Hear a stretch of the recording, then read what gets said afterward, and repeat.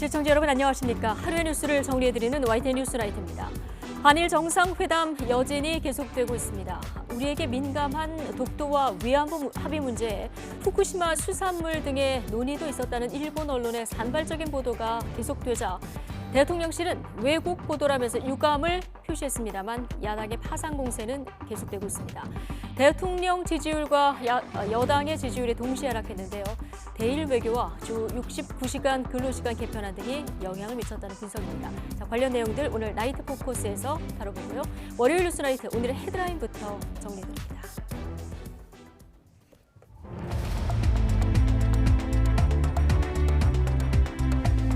(3월 20일) 월요일 뉴스나이트 주요 뉴스입니다. 한일 정상회담에서 독도와 위안부 문제까지 논의됐다는 일본 매체 보도에 대통령실은 사실이 아니라고 거듭 밝혔습니다. 또한 외교 당국을 통해 왜곡 보도를 유감을 표시하고 재발 방지를 당부했다고 강조했습니다. 민주당은 보도가 사실이라면 충격적이고 자주 독립을 부정한 것으로 생각할 수 있다며 파상 공세를 이어갔습니다. 국민의힘은 민주당이 닥치고 반일파리를 하며 금돈 없는 거짓 선동과 편가르기를 하고 있다고 비판했습니다.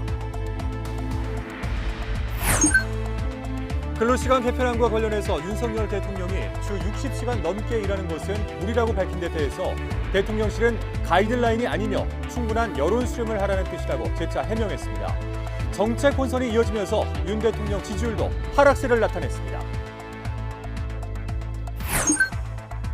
북한이 핵타격을 가정해서 단거리 전술탄도 미사일을 800m 상공에서 터뜨리는 훈련을 했다고 밝혔습니다. 공중 폭발 시 파괴력이 훨씬 더 커지는 만큼 건물이 많은 우리 대도시에 대한 공격을 상정한 것이란 분석이 나오고 있습니다. 고 노무현 전 대통령의 수사 비화를 공개한 이인규 전 대검 중수부장 회고록에 대해서 노무현 재단은 정치 검사의 2차 가해 공작이라고 비난했습니다. 이 전 부장은 문재인 전 대통령 자서전 등을 통해 허위 사실과 억측이 너무 많이 퍼져 있어 이를 반박한 것이라고 강조했습니다. 유령 노조를 만든 뒤 건설 현장에서 업무를 방해하고 또 금품을 빼앗은 조직폭력배 일당이 경찰에 검거됐습니다. 이들은 온라인 구직 사이트에서 아르바이트생을 채용한 뒤 각종 집회에 동원했습니다. 중국발 스모그에 짙은 안개가 뒤섞이면서 올봄 최악의 미세먼지가 나타났습니다. 특히 서울은 초미세먼지 경보까지 내려졌는데 내일도 전국 대부분 지역에서 나쁨 수준을 보이겠습니다.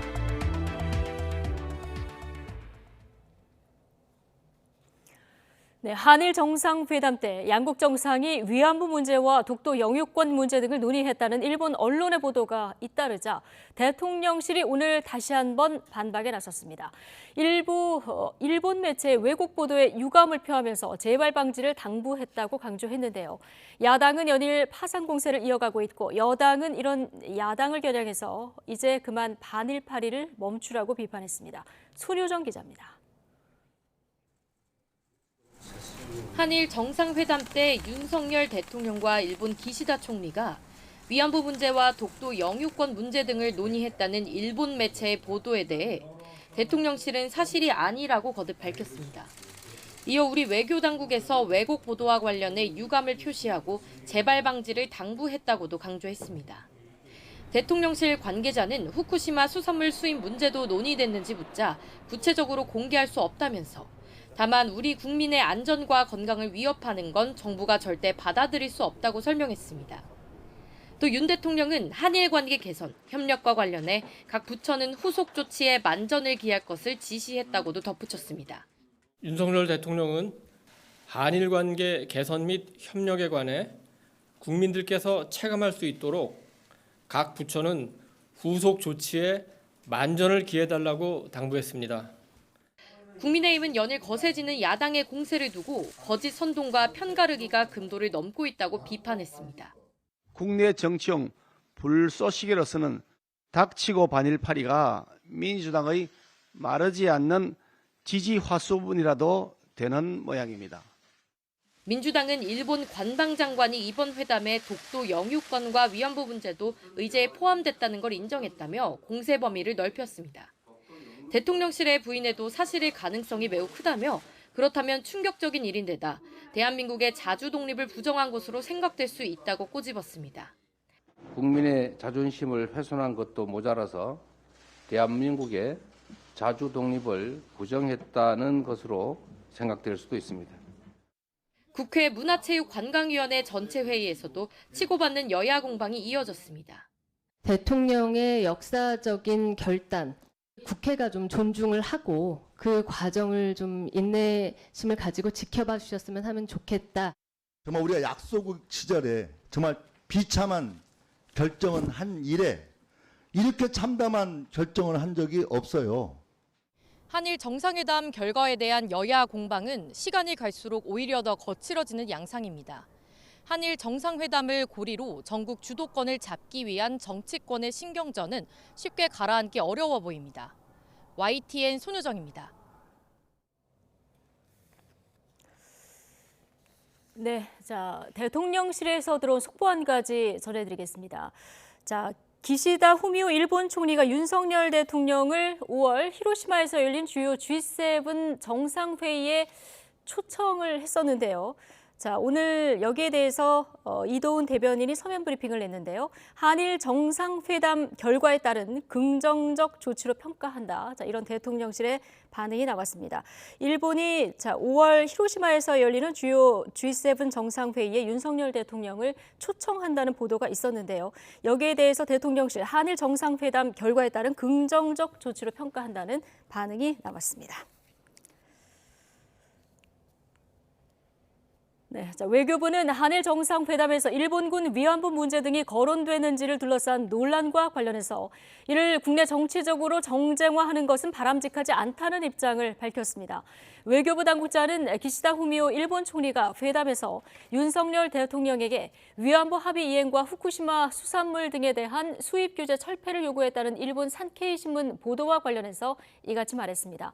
이 당국자는 정상회담 구체적인 내용에 대해서는 확인해 드릴 수 없음을 양해 바란다면서 상대국 정상의 언급 내용을 밝히지 않는 것은 외교 관례상 당연한 것이라고 언급했습니다. 또 일본군 위안부와 독도 문제가 이번 회담에서 논의된 바 없다며 주된 논의 주제는 강제징용 문제를 비롯해 미래지향적으로 한일 관계를 발전시킬 수 있는 방안이었다고 설명했습니다.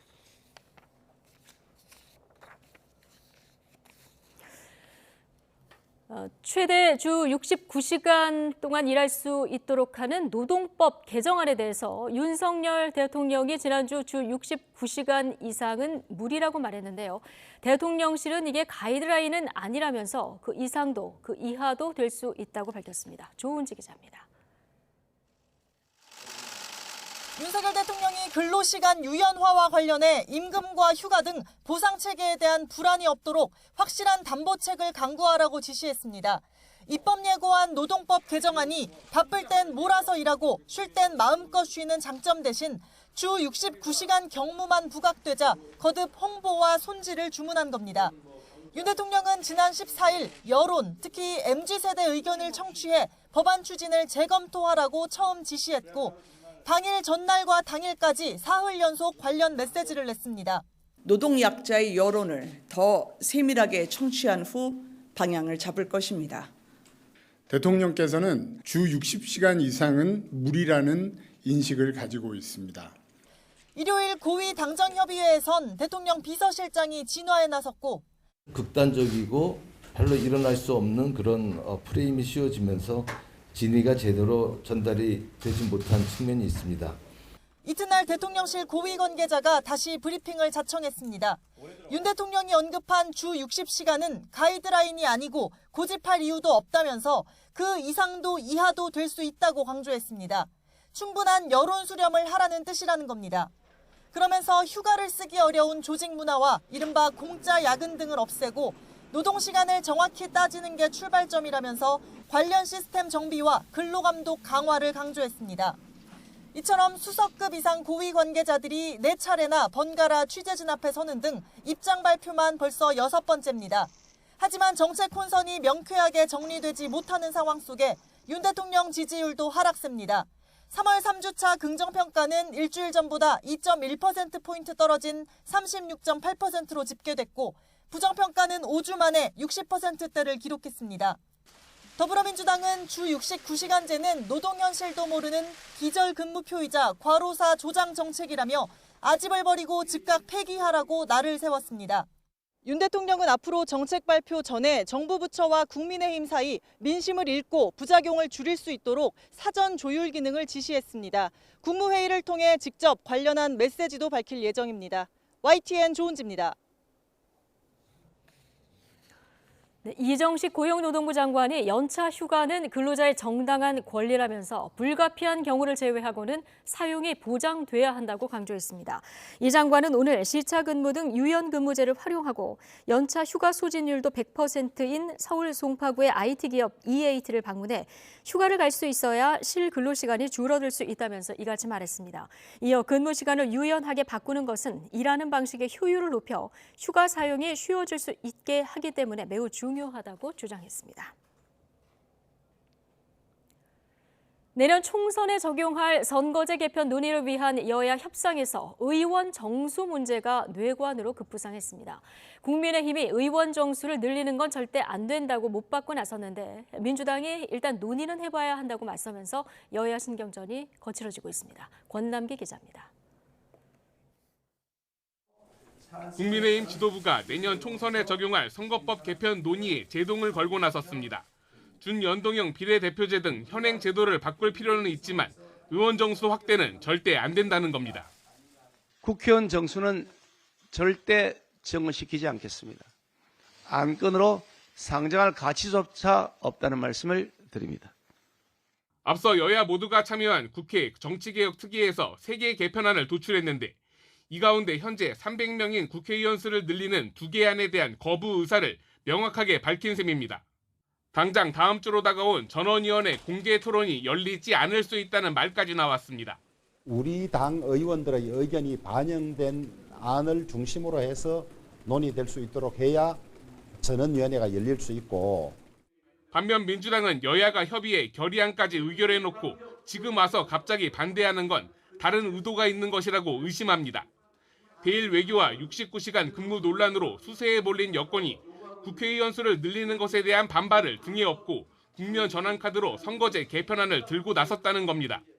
대일 고려개교로 엄청난 국민의 이 비판과 또 성남 민심에 맞닥뜨리니까 그걸 회피할 용도로 의원 정수 문제를 들고 나오는 것이 국민의힘 내에서도 의원 정수 확대에 대한 토론 자체는 필요하다는 의견이 나오는 가운데 김진표 국회의장은 전원위원회 개최를 기정사실로 하며 다시 한번 선거제 개편 의지를 드러냈습니다. 국민들이 기대하는 이 정치개혁의 첫 출발이라고 할 수 있는 선거법 개정의 시작은 할 수 있게 됐다. 수도권과 지역의 균형을 맞추고 위성 정당도 막기 위해선 선거제 개편이 필수적인데 본격적인 논의를 시작도 하기 전에 여야 공방이 거칠어지고 있습니다. YTN 권남기입니다. 북한이 핵 타격을 모의해 단거리 전술탄도 미사일을 공중에서 터뜨리는 훈련을 했다고 밝혔습니다. 공중에서 폭발하면 파괴력이 훨씬 더 커져서 피해가 확산되는데 우리의 대도시를 상정한 것 아니냐는 우려도 나오고 있습니다. 조수현 기자입니다. 북한이 이틀에 걸쳐 전술핵 운용 부대들의 핵반격 가상 종합 전술훈련을 진행했다고 밝혔습니다. 김정은 국무위원장이 참관했고 딸 주에도 또 대동했습니다. 북한은 시험용 핵 전투부를 탑재한 전술탄도미사일이 평안북도 철산군에서 발사돼 800km 사거리에 설정된 동해상 목표 상공 800m에서 정확히 공중 폭발했다고 주장했습니다. 공중 폭발은 파괴력이 지상 폭발보다 훨씬 더 넓어져서 대도시 등에 더욱 위협적일 수 있다는 평가입니다. 공중 폭발은 파괴력을 최대화해서 피해를 확산시키기 위해서 사용하는 것이거든요. 결국은 800m 정도의 공중 폭발 실험을 했다라고 하는 것은 뭐 거의 한 100킬로톤급의 파괴력을 상정하고 그다음에 특히나 건물이 많은 대도심에 대한 공격을 상정한 것이 아닌가 이렇게 볼 여지가 있습니다. 여기에 핵폭탄을 높은 고도에서 터뜨리면 강력한 전자기파 EMP가 발생해 전자기기와 통신은 물론 최첨단 군사장비가 순식간에 마비됩니다. 이번 시험은 대량 살상 효과와 함께 우리 군의 대응 능력을 무력화하려는 의도가 깔린 것으로 보입니다.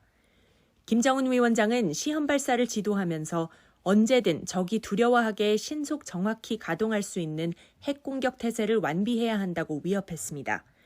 적에게 공격을 가할 수 있는 수단으로 언제든 적이 두려워하기에 신속 정확히 가동할 수 있는 핵 공격 태세를 완비할 때라야 전쟁 억제의 중대한 전략적 사명을 다할 수 있게 되며 특히 핵무력 건설의 중요 방향과 핵무력의 전쟁 준비에 나서는 전략적 과업들을 제시했다고 밝혀 7차 핵실험 가능성을 더 키웠다는 관측도 나옵니다.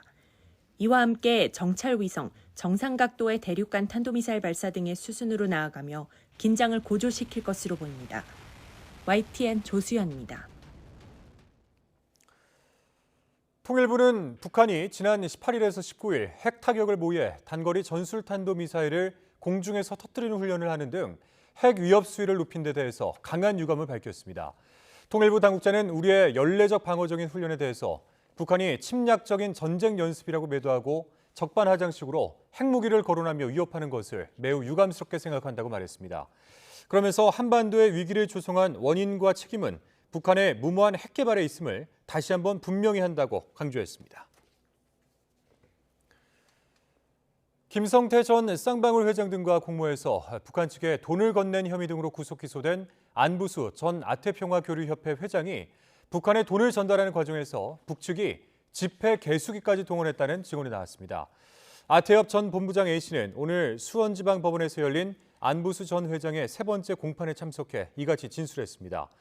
A씨는 당시 우리나라 돈으로 5억 원 정도에 해당하는 외화를 건넸는데 북측 인사가 집회 개수기로 돈을 센 뒤 돈이 모자란다고 말해 안 회장이 갖고 있던 위안화를 더 전달했다고 설명했습니다. 고 노무현 전 대통령의 수사 비화를 공개한 이인규 전 대검찰청 중앙수사부장의 회고록을 두고 노무현 재단은 정치검사의 2차 가해 공작이라고 강하게 비난했습니다. 이 전 부장의 친정인 검찰 내부에서도 부적절하다는 평가가 나왔는데 이 전 부장은 먼저 터무니없는 주장을 한 건 문재인 전 대통령이라며 날을 세웠습니다. 나혜인 기자입니다. 노무현 재단은 노 전 대통령 서거에 가장 큰 책임이 있는 정치검사가 검찰 조서를 각색해 책을 낸 건 고인과 유족을 다시 욕보이려는 2차 가해 공작이라고 규정했습니다. 법정에서 검증되지도 않은 수사 기록을 사실인 양 공표했다며 수사 책임자로서 공적 책임뿐만 아니라 인간적 도리까지 저버렸다고 강하게 비난했습니다. 그러면서 노 전 대통령은 생전 고 박연차 회장을 통한 뇌물수수나 특수활동비 횡령 의혹에 일체 관여한 적 없고 재임 중 전혀 몰랐던 일이라고 거듭 강조했습니다. 재단 이사장을 지낸 유시민 작가는 이 밖에 이 전 부장의 나머지 주장은 공방할 가치도 없다고 일축했습니다. 노 전 대통령이 박연차 회장과 면담 자리에서 했다는 말들은 녹화되지 않아 확인할 방법이 없다는 걸 알고 지어낸 거라고 주장했습니다. 이 전 부장의 친정인 검찰 내부 시선도 곱지만은 않습니다. 무엇보다 불행한 일로 종결된 사건 기록을 공개하는 건 부적절하다는 평가가 많았습니다. 조사 하나만 바뀌어도 의미가 달라지는데 기억만으로 출판까지 할 수는 없다며 출처가 의심스럽다는 반응도 있었습니다. 이 전 부장은 YTN과 통화에서 현재 수사 기록은 갖고 있지 않고 당시 부하 검사들의 보고 자료를 보고 썼다고 밝혔습니다. 내용이 다소 추상적일 수는 있다면서도 있는 그대로 적었고 수사 내용을 공개하는 게 바람직하진 않지만 진실을 알리는 게 더 중요하다고 말했습니다. 그동안 허위 사실과 억측이 너무 많았다며 문재인 전 대통령의 자서전을 대표적으로 거론했고 너무 터무니없어 공소시효가 끝날 때 맞춰 반박한 거라고 강조했습니다. 이 전 부장은 비판은 물론 법적 대응까지 각오하고 하고 싶은 말을 썼다며 다른 의도는 없고 앞으로 어떤 공직도 맡지 않을 거라고 밝혔습니다. YTN 나인입니다. 네, 이른바 TV조선 재승인 의혹과 관련해서 검찰이 한상혁 방송통신위원장에게 모레 피의자 신분으로 나와 조사를 받으라고 통보했습니다. 서울 북부지방검찰청은 한 위원장에게 오는 22일 오전 출석하라고 통보했습니다. 검찰은 한 위원장이 지난 2020년 종합편성채널 재승인 심사 당시 방통위 직원들과 심사위원장 등에게 TV조선의 최종 평가 점수를 감점하라고 지시했다고 보고 있습니다. 이와 관련해 앞서 구속된 방통위 양무국장과 참호과장, 당시 심사위원장을 맡은 광주대 윤모 교수는 다음 달 4일 첫 재판을 앞두고 있습니다. 윤희건 경찰청장은 정순신 변호사의 낙마로 공석이 된 국가수사본부장과 관련해 이번 주에 발표가 나길 바란다고 밝혔습니다. 윤 청장은 또한 외부 인사를 포함한 재공모에 상당한 시일이 걸리는 만큼 내부 인사를 생각하고 있느냐는 질문에는 이심전심 아니겠냐면서 내부 발탁 가능성을 시사했습니다. 윤 청장은 민주당 인사참사 진상조사단 소속 국회의원들을 만난 자리에서도 내부 공모를 통해 국가수사본부장을 임명하는 것이 바람직하다는 내용을 대통령실에 건의했다고 서명한 것으로 전해졌습니다. 마약 상습 투약 혐의를 받는 배우 유아인 씨가 오는 24일 경찰에 출석해 조사를 받을 예정입니다. 경찰은 유아인 씨 조사를 마친 뒤에 구속영장을 신청하는 방안까지 검토하고 있습니다. 강민경 기자입니다. 경찰이 배우 유아인 씨에게 금요일인 오는 24일 피의자 신분으로 출석해 조사를 받으라고 통보했습니다. 2년 동안 대마와 프로포폴 등 여러 종류의 마약을 상습적으로 투약한 혐의입니다. 경찰이 유아인 씨를 직접 부르는 건 이번이 처음입니다. 경찰은 올해 초 유아인 씨의 프로포폴 처방 빈도가 지나치게 잦다는 식품의약품안전처의 의뢰를 받아 유아인 씨에 대한 수사에 들어갔습니다. 지난달 5일에는 인천국제공항에 입국한 유아인 씨를 붙잡아 마약 검사를 진행했습니다. 검사 결과 프로포폴은 물론 대마와 코카인, 케타민 등 무려 4종류의 마약류 양성 반응이 나왔습니다. 이후 경찰은 유아인 씨의 주민등록상 주소지인 서울 이태원 집과 현재 사는 한남동 집, 그리고 프로포폴 등을 투약한 강남구와 용산구 성형외과 등을 압수수색했습니다. 또 유아인 씨의 지인과 매니저 등도 참고인 신분으로 소환 조사했는데 여기서 마약 투약 관련 진술을 어느 정도 확보한 걸로 전해졌습니다. 경찰은 이번 소환 조사에서 함께 마약을 투약한 공범의 존재 여부도 따져보를 전망입니다. 경찰은 유아인 씨에 대한 조사를 마치면 구속영장을 신청할지 검토할 방침입니다. 천만 영화배우, 충무로 흥행 보증수표였던 유아인 씨의 상습 마약 투약 파장이 어디까지 이어질지 주목됩니다. YTN 강민경입니다. 전쟁 중인 우크라이나에 무단으로 입국한 혐의와 함께 뺑소니 혐의로도 기소된 이근 전 대위가 첫 재판에 출석했습니다. 재판이 끝난 뒤 자신과 관련된 또 다른 의혹을 제기하는 유튜버를 폭행하고 욕설을 한 모습이 포착돼 논란이 되고 있습니다. 홍민기 기자입니다. 정부 허가 없이 우크라이나 전쟁에 참전했다가 기소된 이근 전 대위가 첫 재판을 마치고 법원 밖으로 나옵니다. 참전은 잘한 일이라고 생각한다면서도 여권법을 위반한 혐의는 인정한다며 사과했습니다. 우크라이나 군도 그리고 국제 군난 덕분에 키우가 해방됐어요. 그거에 대해서는 저는 잘했다고 생각하는데 여권법 위반은 제가 다 인정했습니다. 그리고 사과를 했습니다. 그런데 한 유튜버의 질문을 받자 갑자기 욕설하면서 촬영하던 휴대전화를 손으로 쳐 날려버립니다.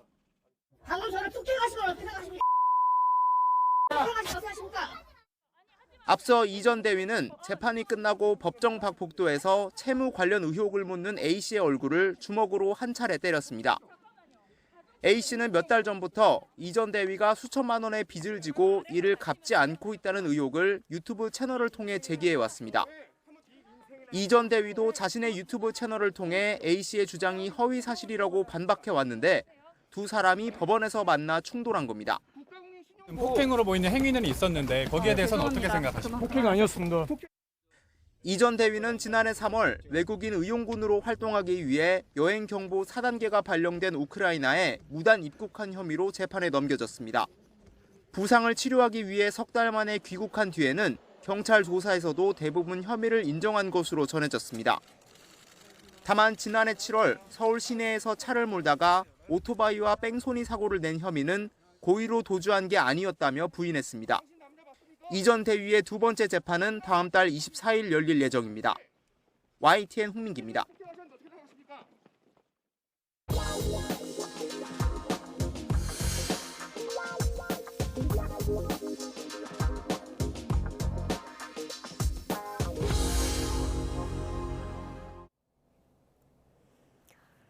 대중교통에서 마스크 착용 의무가 해제된 첫날입니다. 거의 2년 반 가까이 써왔던 마스크를 벗을 수 있게 된 건데요.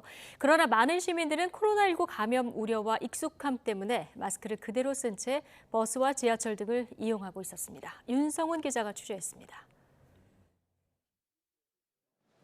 출근 시간대 서울 지하철 2호선 승강장.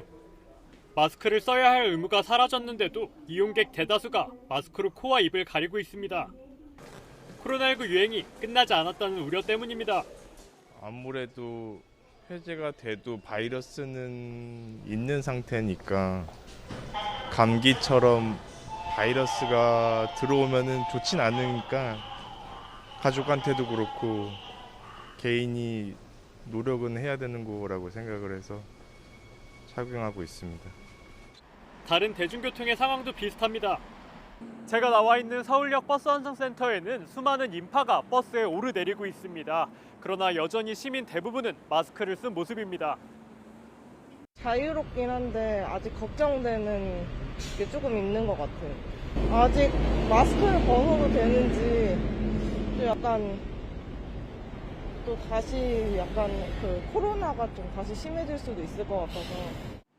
다만 마스크를 쓰지 않은 채 대중교통을 이용하는 승객도 일부 눈에 띕니다. 착용 의무 해제를 반기며 아예 집에 마스크를 두고 나온 경우도 있습니다. 평소에 다닐 때보다 갑갑한 것도 많이 사라졌고 마스크 벗고 다니니까 뭐 이제 마스크에 묻는 냄새나 이런 것도 있잖아요. 그런 것도 없어지고 피부 트러블도 많이 사라진 것 같아서 훨씬 편하게 생각하고 있어요. 그래도 단번에 마스크를 벗기엔 아직은 눈치가 좀 보이기도 합니다. 보니까 3분의 2는 쓰고 계신 것 같아요. 그래서 좀 그런 거는 좀 눈치가 보이긴 보이는데 안경에 성에가 끼고 하니까 그런 면에서 저는 편하다고 생각하고 있어요. 마스크 없이 탈 수 있는 건 택시도 마찬가지입니다. 그러나 택시기사들의 반응은 뚜렷이 갈렸습니다. 빠르진 않지만 늦었는데 그래도 다행입니다. 우리 시민들이 참 이렇게 날씨도 더워지는데 벗는 거를 기쁘게 생각합니다. 아직은 택시 안에서는 안 벗는 게 좋을 것 같은데요. 공간이 너무 좁아요. 서로 또 대화를 하잖아요. 여러 사람이 타면은.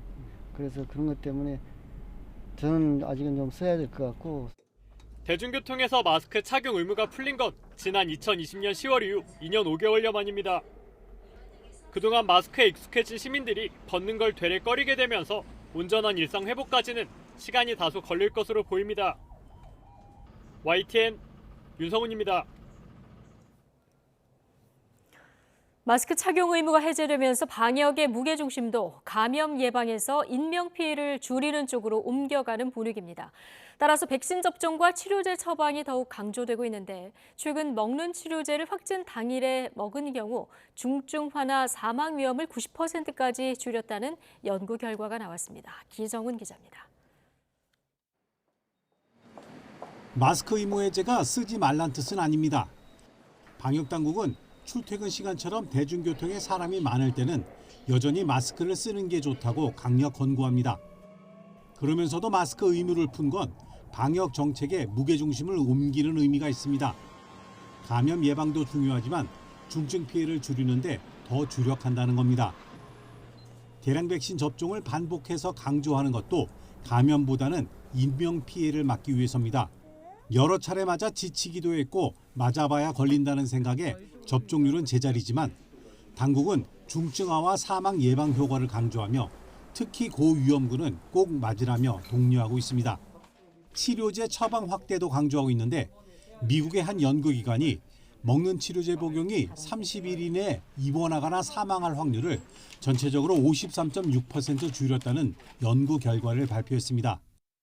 특히 코로나 증상이 나타난 지 5일 안에 팍스로비드를 투여한 경우 입원하거나 사망할 확률은 비투여자보다 79.6% 적었습니다.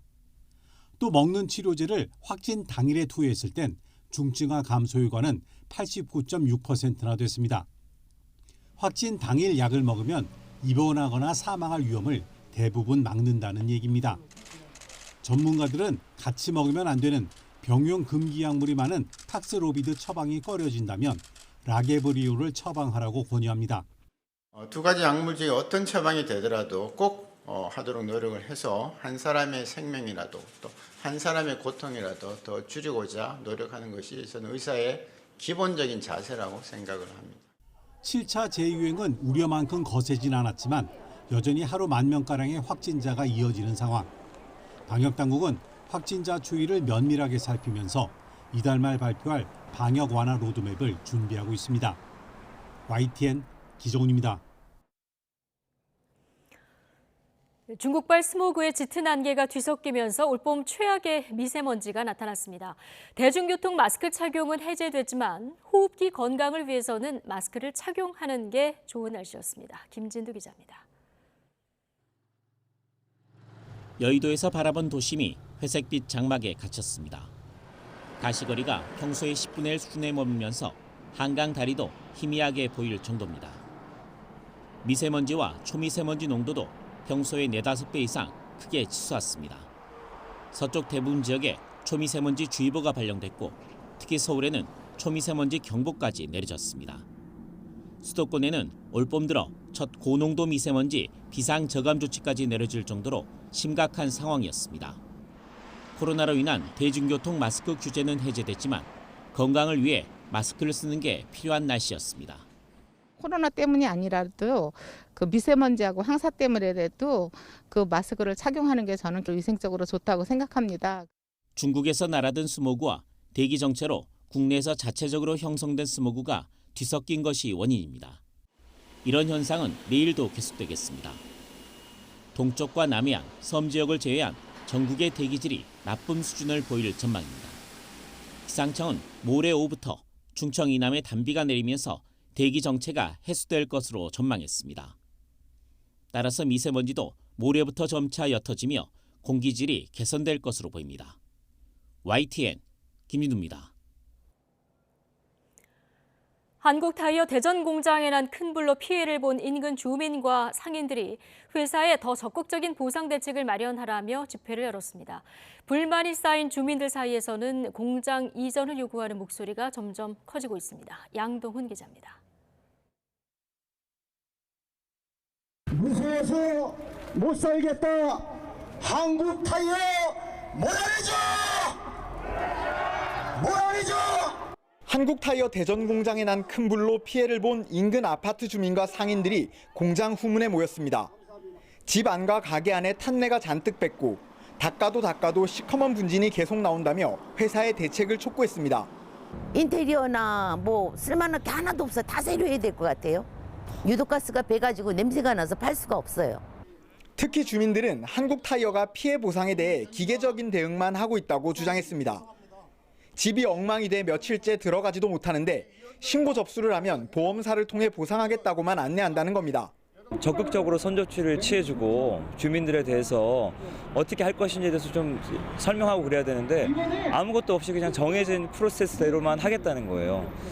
불만이 쌓인 주민들 사이에서는 한국타이어가 공장을 이전해야 한다는 목소리가 커지고 있습니다. 주민들은 한국타이어 대전공장 담장과 아파트 내부 곳곳에 항의의 뜻을 담은 플래카드도 내걸었습니다. 이런 가운데 화재 원인과 피해가 커진 이유를 밝히는 수사는 속도를 내지 못하고 있습니다. 경찰은 한국타이어에서 제출한 CCTV 영상과 화재 감지기 기록 등을 검토하고 관련자 조사도 이어가고 있습니다. 하지만 화재 여파로 불이 난 지점이 완전히 무너져 내렸기 때문에 철거가 완전히 끝나야지 현장 감식이 가능한 상황입니다. 완전히 정리되기 전에 저희가 가능하면 한 번 더 들어갈 생각이고 완전히 어느 정도 정리가 끝마쳐질 때 한 번 더 들어갈 예정이고.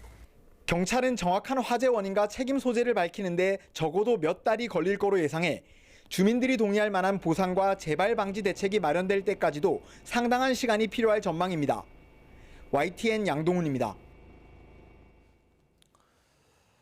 노조를 차린 뒤에 건설 현장에서 업무를 방해하고 또 금품을 빼앗은 조직폭력배 일당이 검거됐습니다.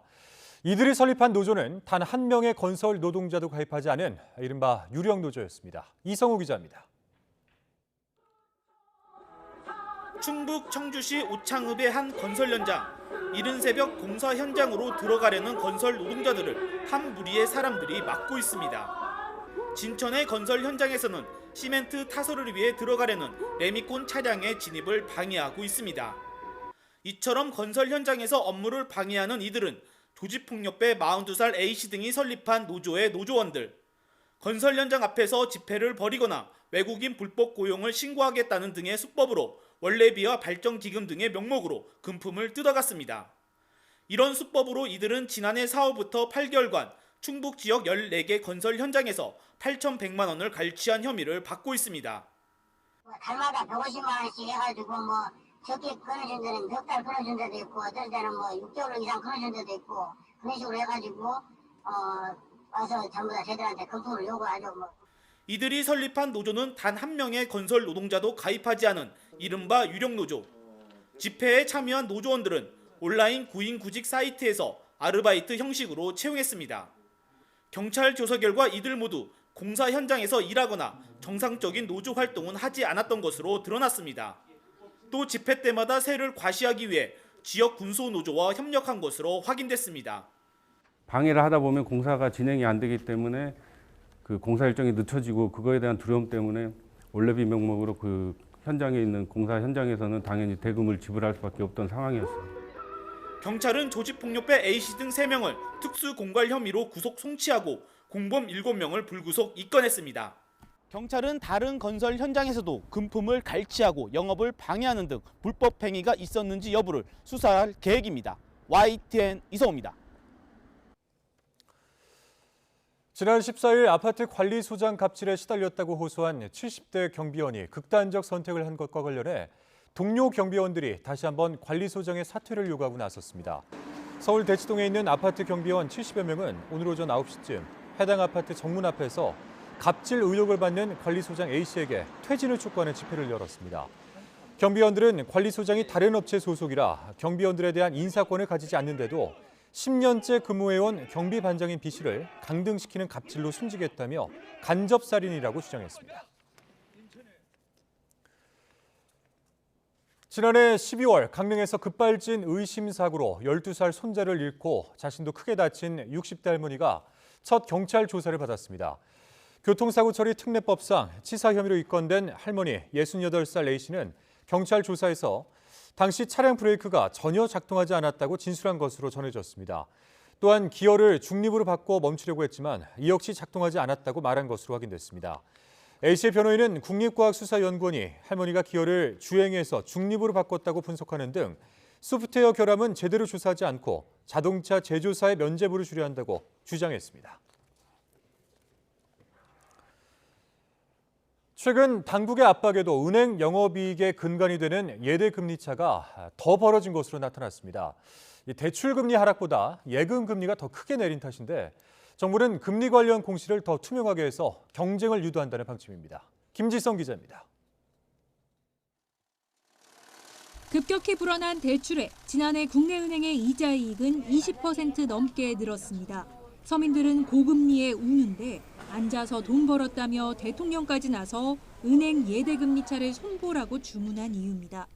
윤석열 대통령은 금융 부담 완화를 위해서는 첫째, 예대마진 축소, 둘째, 취약차주 보호가 필요하다고 강조하였습니다. 하지만 지난달 은행의 예대금리차는 오히려 확대됐습니다. 5대 시중은행 가운데 신한, 하나, 우리, NH농협은행의 지난달 신규 취급액 기준 가계 예대금리차는 전월보다 확대됐습니다. 당국의 압박이 무색하게도 지난해 9월 이후 처음으로 평균 1%포인트를 넘기까지 했습니다. 대출금리가 내려가긴 했지만 예금금리 인하 속도가 더 가팔랐기 때문입니다. 문제는 기준금리 동결에도 대출금리 안정을 장담하기 어려워진 시장 상황입니다. 미국발 은행 위기에 자금 조달 비용이 더 들어 금리를 다시 자극할 수 있기 때문입니다. 외국인 투자자들이 국내 시장에서 자금을 빼서 해외로 가져가려는 그런 욕구들이 커지는 거기 때문에 국내 시장에서의 자금 공급이 줄어들게 되고요. 이렇게 되면 결국은 시장 금리가 상승하는 쪽으로 전환될 가능성이 높아지는 거죠. 금융당국은 오는 7월부터 대출금리를 구성하는 기준, 가산, 우대금리 등 세부 항목도 공개해 금리 경쟁을 더 유도한다는 방침입니다. YTN 김지선입니다. 한국부동산원이 부동산 허위 계약을 했다가 해지하는 방식으로 시세를 교란하는 행위에 대해서 집중 단속을 벌입니다. 한국부동산원은 국토부 부동산 소비자 보호기획단과 시세를 올릴 목적으로 고가의 허위 계약 신고 후 계약을 해지하는 일명 실거래가 띄우기에 대해서 고강도 기획조사에 착수한다고 밝혔습니다. 이는 최근 신고가 매매 후 계약이 해지되는 사례가 지속해서 늘어나고 있는데 따른 겁니다.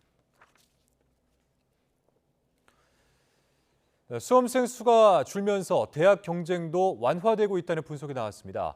학생 수가 28% 줄어드는 동안 상위권 대학 정원은 오히려 늘었기 때문인데요.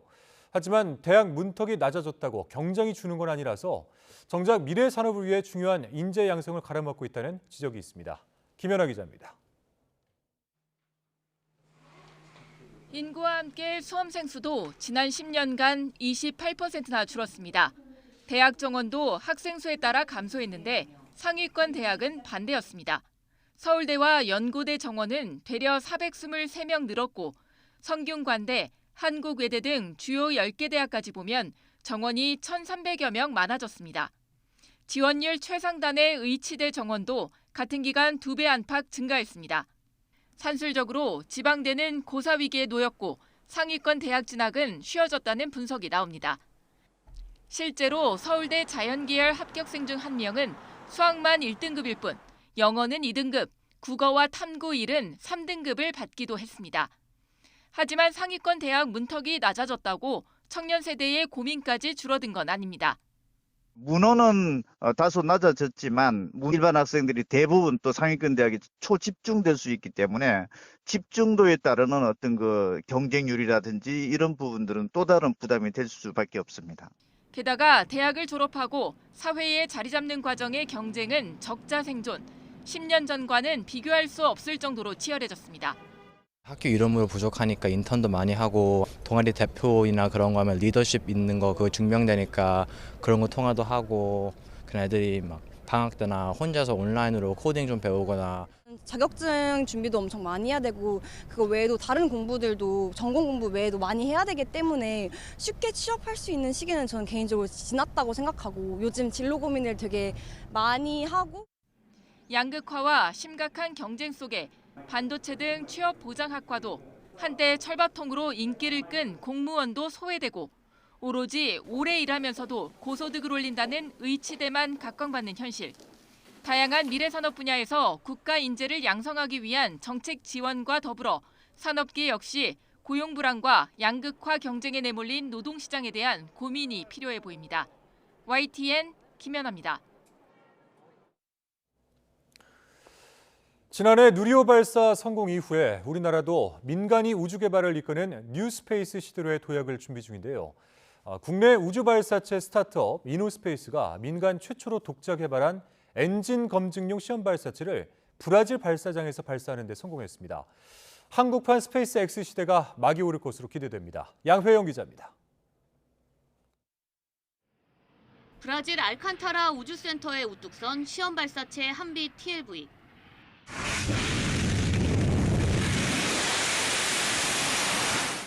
불꽃을 내뿜으며 하늘로 솟아오릅니다. 국내 민간 기업이 독자 개발한 시험 발사체로는 최초로 발사에 성공한 겁니다. 한비 TLV는 별다른 문제 없이 발사됐는데 브라질 공군은 한비 TLV가 탑재체를 싣고 4분 33초 동안 비행했다고 밝혔습니다. 높이 16.3m, 무게 8.4톤의 한비 TLV는 1단형 시험 발사체로 독자 개발한 하이브리드 엔진이 실렸습니다. 액체 엔진이 탑재된 누리호와 달리 고체 연료와 액체 산화제를 이용한 방식으로 구조가 단순해 제작 기간이 짧고 추력 조절이 가능하다는 장점을 가졌습니다. 액체 로켓 대비 단순한 구조를 가지고 있기 때문에 단기간에 개발이 가능하다는 점이 하나 있고 저희가 사용하고 있는 파라핀 연료는 폭발 위험이 없어서 안전하다라는 특징을 가지고 있습니다. 특히 이번 시험 발사체에는 모형 탑재체가 아닌 브라질 항공과학기술부가 자체 개발한 관성 항법 시스템 시스나부가 실렸습니다. 이노스페이스는 사전 5기 만에 한비 TLV 시험 발사에 성공하면서 국내 민간 기업으로는 처음으로 상업 발사 서비스의 첫 관문을 통과했습니다. 해외 기업들에 의해서 우리가 경쟁력이 높다라고 얘기할 수가 없고 그 해외 시장에 쉽게 들어간다라고 얘기를 할 수가 없습니다. 그 생태계가 조성될 때까지는 정부의 역할이 좀 필요합니다. 이번 시험 발사에 성공한 이노스페이스는 50kg급 위성을 500km 상공까지 올릴 수 있는 2단형 발사체 한빛 나노 개발을 올해 안에 완료하고 내년에 상업 발사 서비스를 시작할 계획입니다. YTN 사이언스 양우영입니다. 네, 호르몬 변화가 급격히 일어나는 갱년기에는 불면증을 호소하는 경우가 많습니다. 폐경 이후 여성의 수면 시간이 불규칙해지면서 우울증 위험을 높일 수 있다는 연구 결과가 나왔는데요. 수면 장애가 계속된다면 적극적인 치료가 필요합니다. 김평정 기자입니다. 이 50대 여성은 폐경 이후 쉽게 잠들지 못하고 자더라도 깊게 못 자는 날이 많아졌습니다. 낮에는 졸음이 쏟아져 일상생활이 어렵고 우울감까지 커지자 수면장애 치료를 받기로 했습니다. 폐경되고 나서 좀 잠이 드는데 시간이 좀 많이 걸리고 꿈을 또 항상 많이 꾸니까 자고 일어나도 개운하지도 않고요. 우울감도 있어서 제가 생활하는데도 좀 지장이 많았고요. 폐경이 지난 여성의 불규칙한 수면과 우울증 사이에 연관성이 있다는 연구 결과가 나왔습니다. 미국 미시간대 연구팀이 평균 나이 65세인 폐경 이후 여성 1,197명을 조사했더니 취침과 기상 사이 딱 중간에 해당하는 시각이 오전 2시에서 4시 사이 범위를 벗어날 경우 심각한 우울증을 보일 위험이 72% 높은 것으로 나타났습니다. 예를 들어 밤 12시에 잠들어 아침 7시에 일어났다면 중간 시각이 3시 반으로 오전 2시와 4시 사이 범위에 들어가지만 너무 일찍 또는 늦게 자면 이 범위를 벗어나게 되는 것입니다.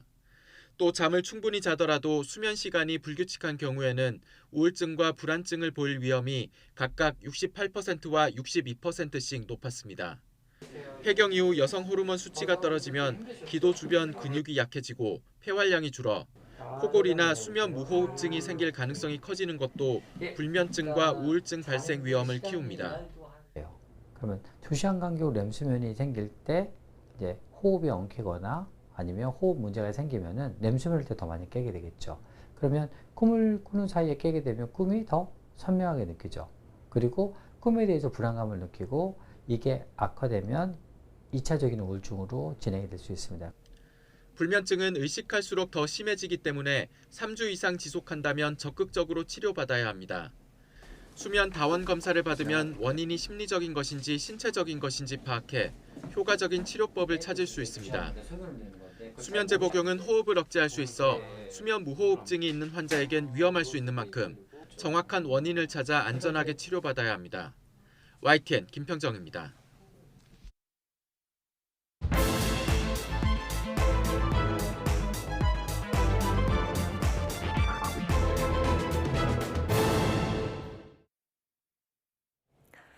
네, 오늘의 정치권 관심 뉴스 분석해보는 나이트 포커스 장성철 공로센터 소장 그리고 김상일 정치평론가 두 분 모셨습니다. 어서 오십시오. 안녕하십니까. 예, 한일 정상회담 막혔던 한일 관계를 복원시킨 첫발을 뗐다 이런 평가도 나옵니다만은 위안부 합의, 독도 문제 등이 다뤄졌다 이런 취지 일본 언론의 산물적인 보도들이 계속되고 있습니다. 그러다 보니까 지금 좀 여진이 계속되고 있는데 일단 우리 정부는 두 가지 사안 모두 논의되지는 않았다. 이게 이제 공식 입장이라고 본 거죠. 그렇죠. 위안부 독도 논의 일 보도가 사실이 아니다. 외교 당국에서 왜곡 보도 유감 표명을 했고 좀 정중한 형식으로 항의를 했다. 이런 식의 대통령실의 해명이 있었습니다. 저도 대통령실의 해명을 믿고 싶어요.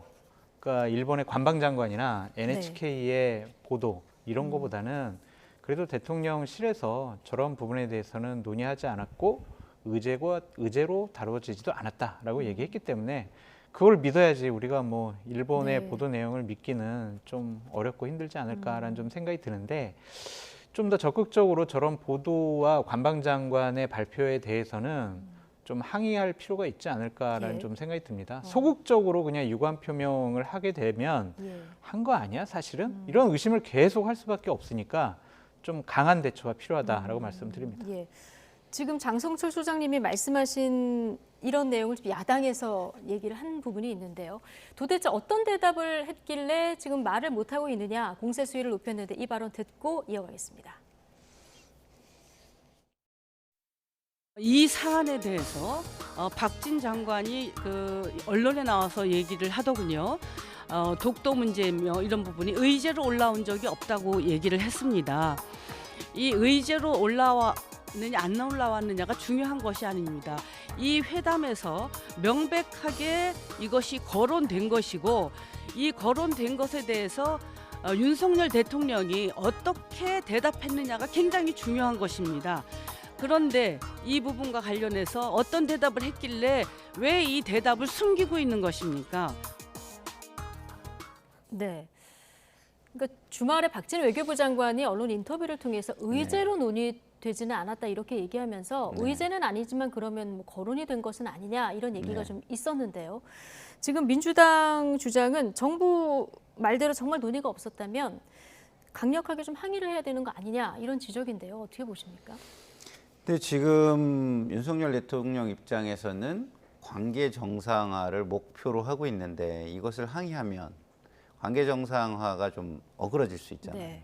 그래서 그게 좀 쉽지는 않아 보이는데 그렇다고 해가지고 지금 국민들을 이해시키지 못하는 상황에서 관계 정상화를 꾸준히 또 추진해 갈 수 있을까? 네. 이것도 좀 의심스럽단 말이에요. 그래서 참 판단을 좀 잘해야 될 것 같은데 일단은 좀 미국, 일본과 그 뒤에서 긴밀한 좀 협조를 하는 모습을 통해서 이 부분을 좀 잘 조율해 가야 될 것 같아요. 안 그러면 국민들 입장에서는 이게 도대체 뭐 실익도 없는 것 같은데 지금 뭐 이게 왜 이렇게 굴욕적으로 우리가 이래야 되지? 자꾸 이렇게 불만만 커질 것 같으니까 이게 결국 관건은요. 제가 볼 때는 그 미국을 지금 국빈 방문하잖아요. 네. 거기에서 미국이 일본은 사실 한일 관계는 뭘 얻어내기가 그렇게 별로 쉽지는 않을 것 같아요. 감정이 앞서 있는 그런 관계니까.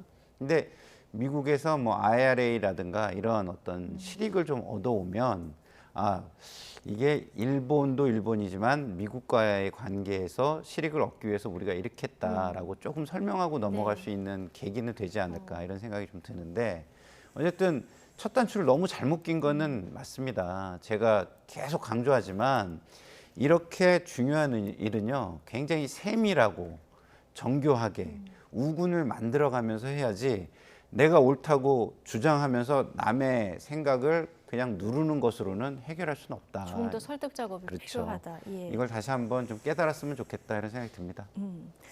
지금 북핵 문제 때문에 미국은 한국과 일본이 좀 잘 지내기를 바라고 있는 이런 상황이고요. 한미 정상회담 곧 앞두고 있는데 대통령의 결단이 어떻게 보면 미국과의 관계까지 좀 내다본 것이 아니냐. 이런 시각에 대해서는 어떻게 보십니까? 옳은 지적 같아요. 미국에서 강력하게 원한 것 같습니다. 대통령 3.1절 기념사 때부터 미국의 반응은 즉각적으로 정말 잘한 결정이다. 정말 역사상 가장 큰 회담이었다. 이런 식의 반응까지 나오더라고요. 네. 그러면 결국에는 한미일 삼각 군사 협력을 통해서 현존하는 북한의 핵 위협도 대비를 하고 동북아시아에서의 중국의 패권주의도 함께 막아보겠다. 그러면 가장 큰 걸림돌이 한국과 일본의 좀 불편한 관계였잖아요. 네. 그것을 좀 친한 관계로, 우호적인 관계로, 협력자 관계로 바꿨으면 좋겠다라는 것이 분명히 미국의 생각이었을 겁니다. 그런 것도 충분히 이해가 될 만하지만 저도 몇 번 말씀드린 것 같은데 대통령께서 설명을 해주셨으면 좋겠어요. 그냥 외교부 장관이 나오고 안보실에 제1차장이 나와서 뒷얘기 위주로 아니면 언론적인 얘기만 해서는 안 돼요. 왜냐? 이것은 대통령의 결단이라고 하셨잖아요.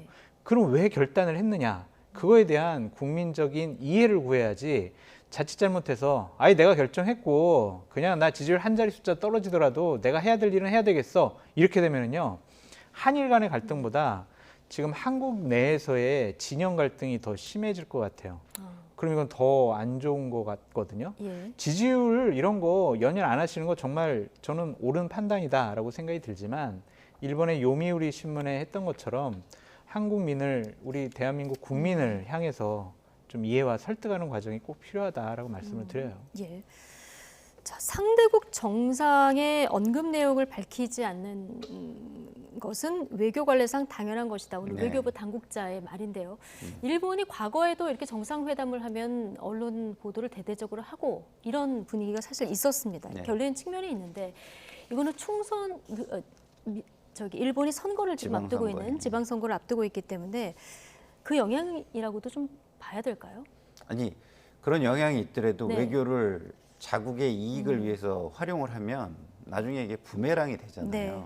그래서 저는 이 외교 당국자의 이야기를 우리나라 국민 내지는 언론에 할 게 아니라 일본에다 이 얘기를 해야 된다고 저는 생각해요. 정상 간의 회담 내용, 그다음에 비공개 회담 내용을 언급하는 것은 외교 관례에 맞지 않는다. 그리고 그것을 흘리는 것은 더더욱이 외교 관계를 그르칠 수 있는 굉장히 안 좋은 관행을 만들 것이다. 이렇게 일본 쪽에다 얘기를 했다면 어땠을까? 저는 그런 부분이 좀 아쉽습니다. 네. 자, 지금 여야 공방도 굉장히 거센 상황인데요. 이재명 대표는 한일 정상회담을 두고 망국적 야합이다 이렇게 비판했고요. 김기현 대표는 반일 정서를 팔고 있다면서 반격했는데요. 발언 듣고 오시겠습니다. 국민의 자존심을 훼손한 것도 모자라서 대한민국의 자주 독립을 부정했다는 것으로 생각될 수도 있습니다. 임기 5년에 한정적인 정부가 마음대로 전쟁범죄 피해자의 권리를 박탈하고 국익에 항구적인 피해를 입히는 그런 결정을 함부로 할 권한은 없습니다. 우리 민주당은 가능한 모든 수단을 동원해서 망국적 야합에 대한 엄중한 책임을 묻겠습니다. 망국적 야합이라는 억지 주장을 펼치며 거리로 나가 대통령의 국익 행보에 비난을 퍼붓는 데 혈안이 되어 있습니다. 일본의 하수인이라느니 전쟁의 화약고라느니 하는 등 말도 안 되는 헛소리를 내지르고 있습니다.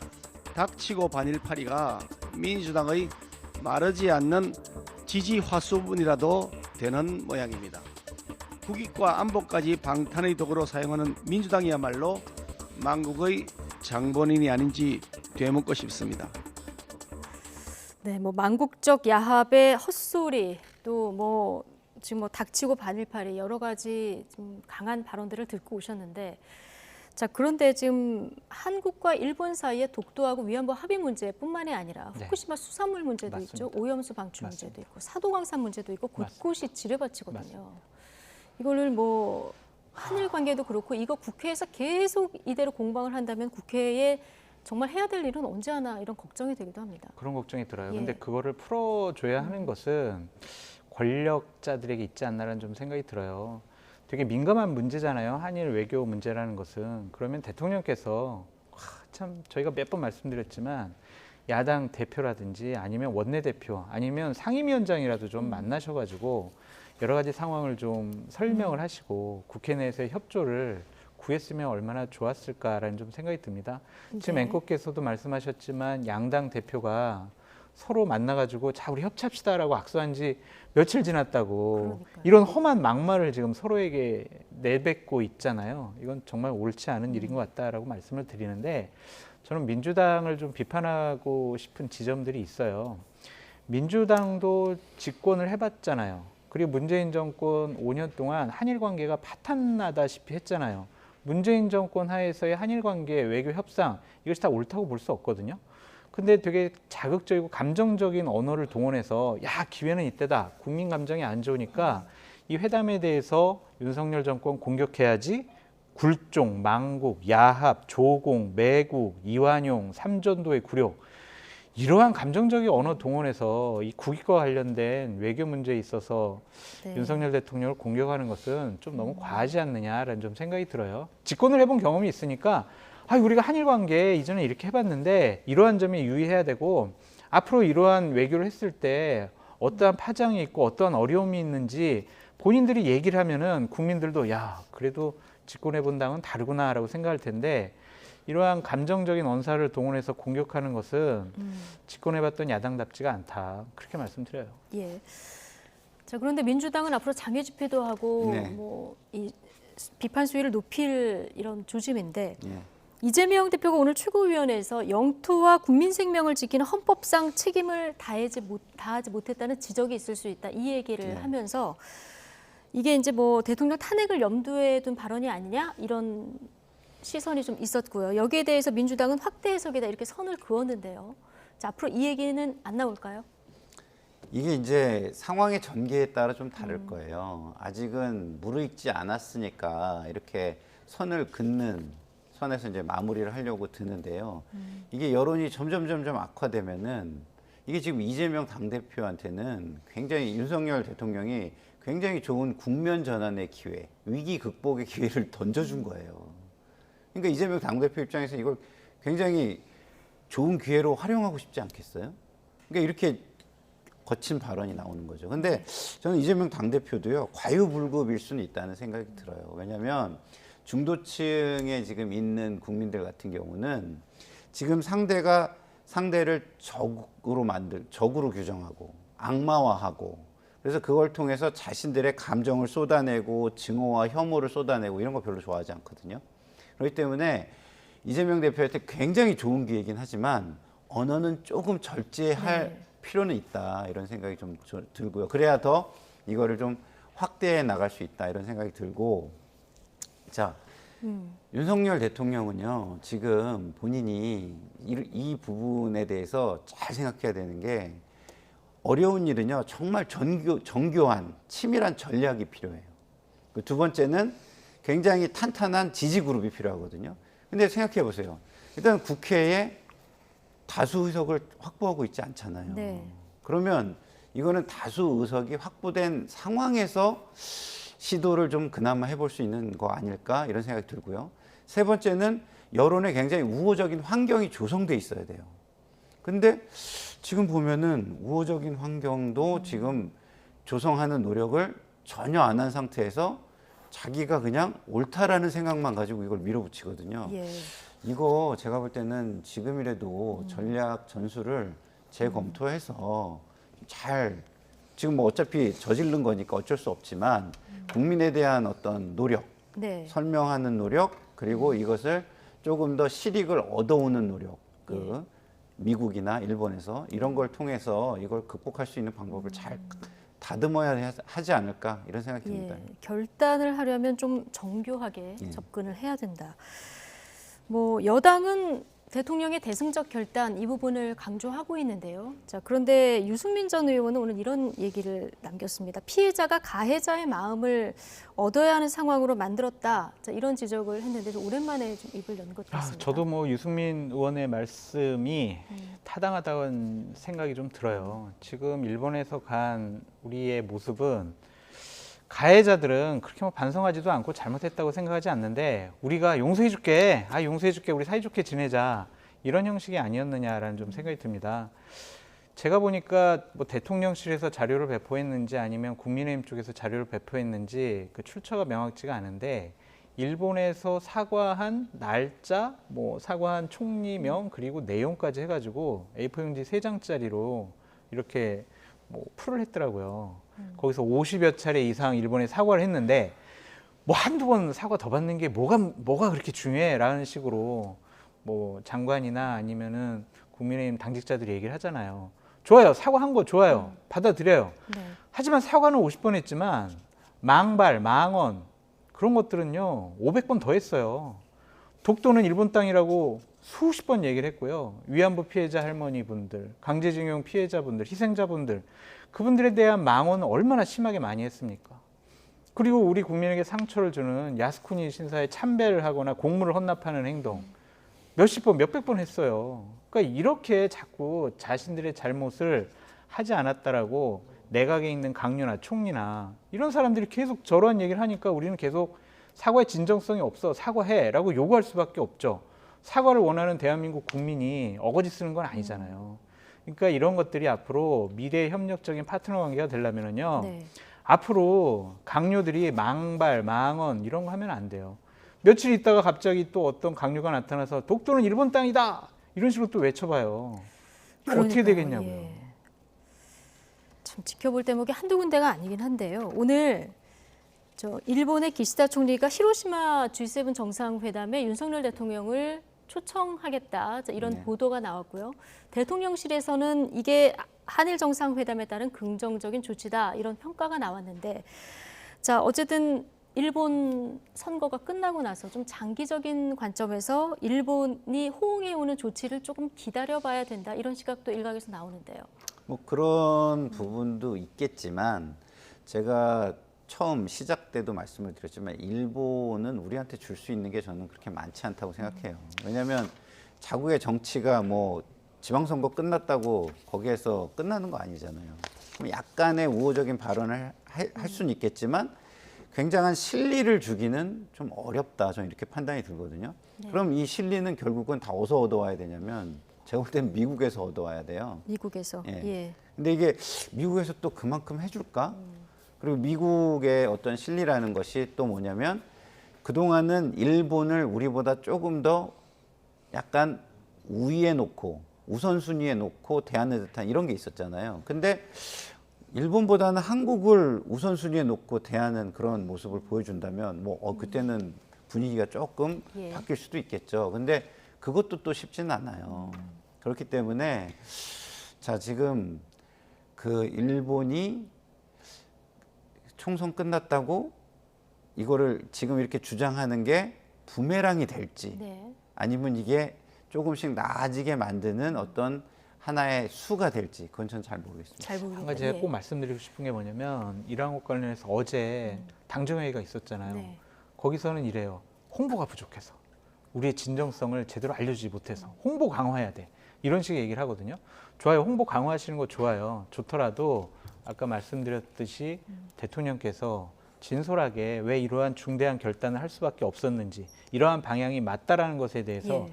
직접적인 설명과 설득이 좀 필요한 시점이 아닌가라는 생각이 듭니다. 왜냐하면 대통령께서 후보 시절에 나는 참모 뒤에 숨지 않겠어라고 얘기하셨잖아요. 이건 정말 역사적인 사실이자 국익과 관련된 네. 중요한 문제거든요. 이거 제대로 대통령께서 설명 안 하시면 뭘 설명하시겠습니까?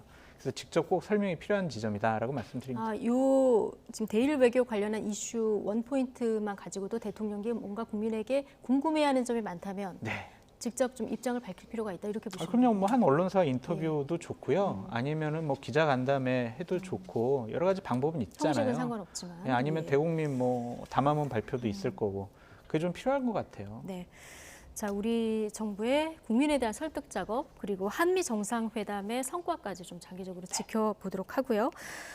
자, 오늘 나온 리얼미터 여론조사를 보면 대통령 지지율도 하락했고 네. 여당 지지율도 하락했습니다. 네. 어떻게 보십니까? 그러니까요. 이게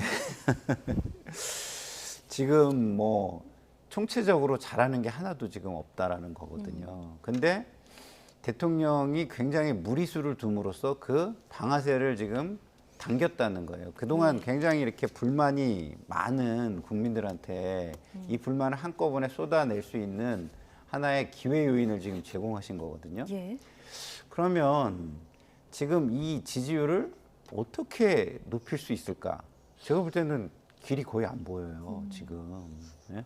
잘할 수, 그러니까 경제라는 거는요, 예. 굉장히 복합적으로 지금 국제 관계하고 좀 엮여져 있기 때문에 앞으로 잘하기 굉장히 어렵거든요. 그런데다가 아까도 말씀드렸지만 미국이 굉장히 호황이잖아요. 미국이 호황이면은 동맹국인 우리나라도 호황이어야 돼요, 옛날에는. 왜냐하면 최혜국 대우를 통해서 그 시장을 우리가 접근할 수 있게 해주고 우리에게 그 반사 이익을 줬거든요. 근데 지금은 어떻게 해요?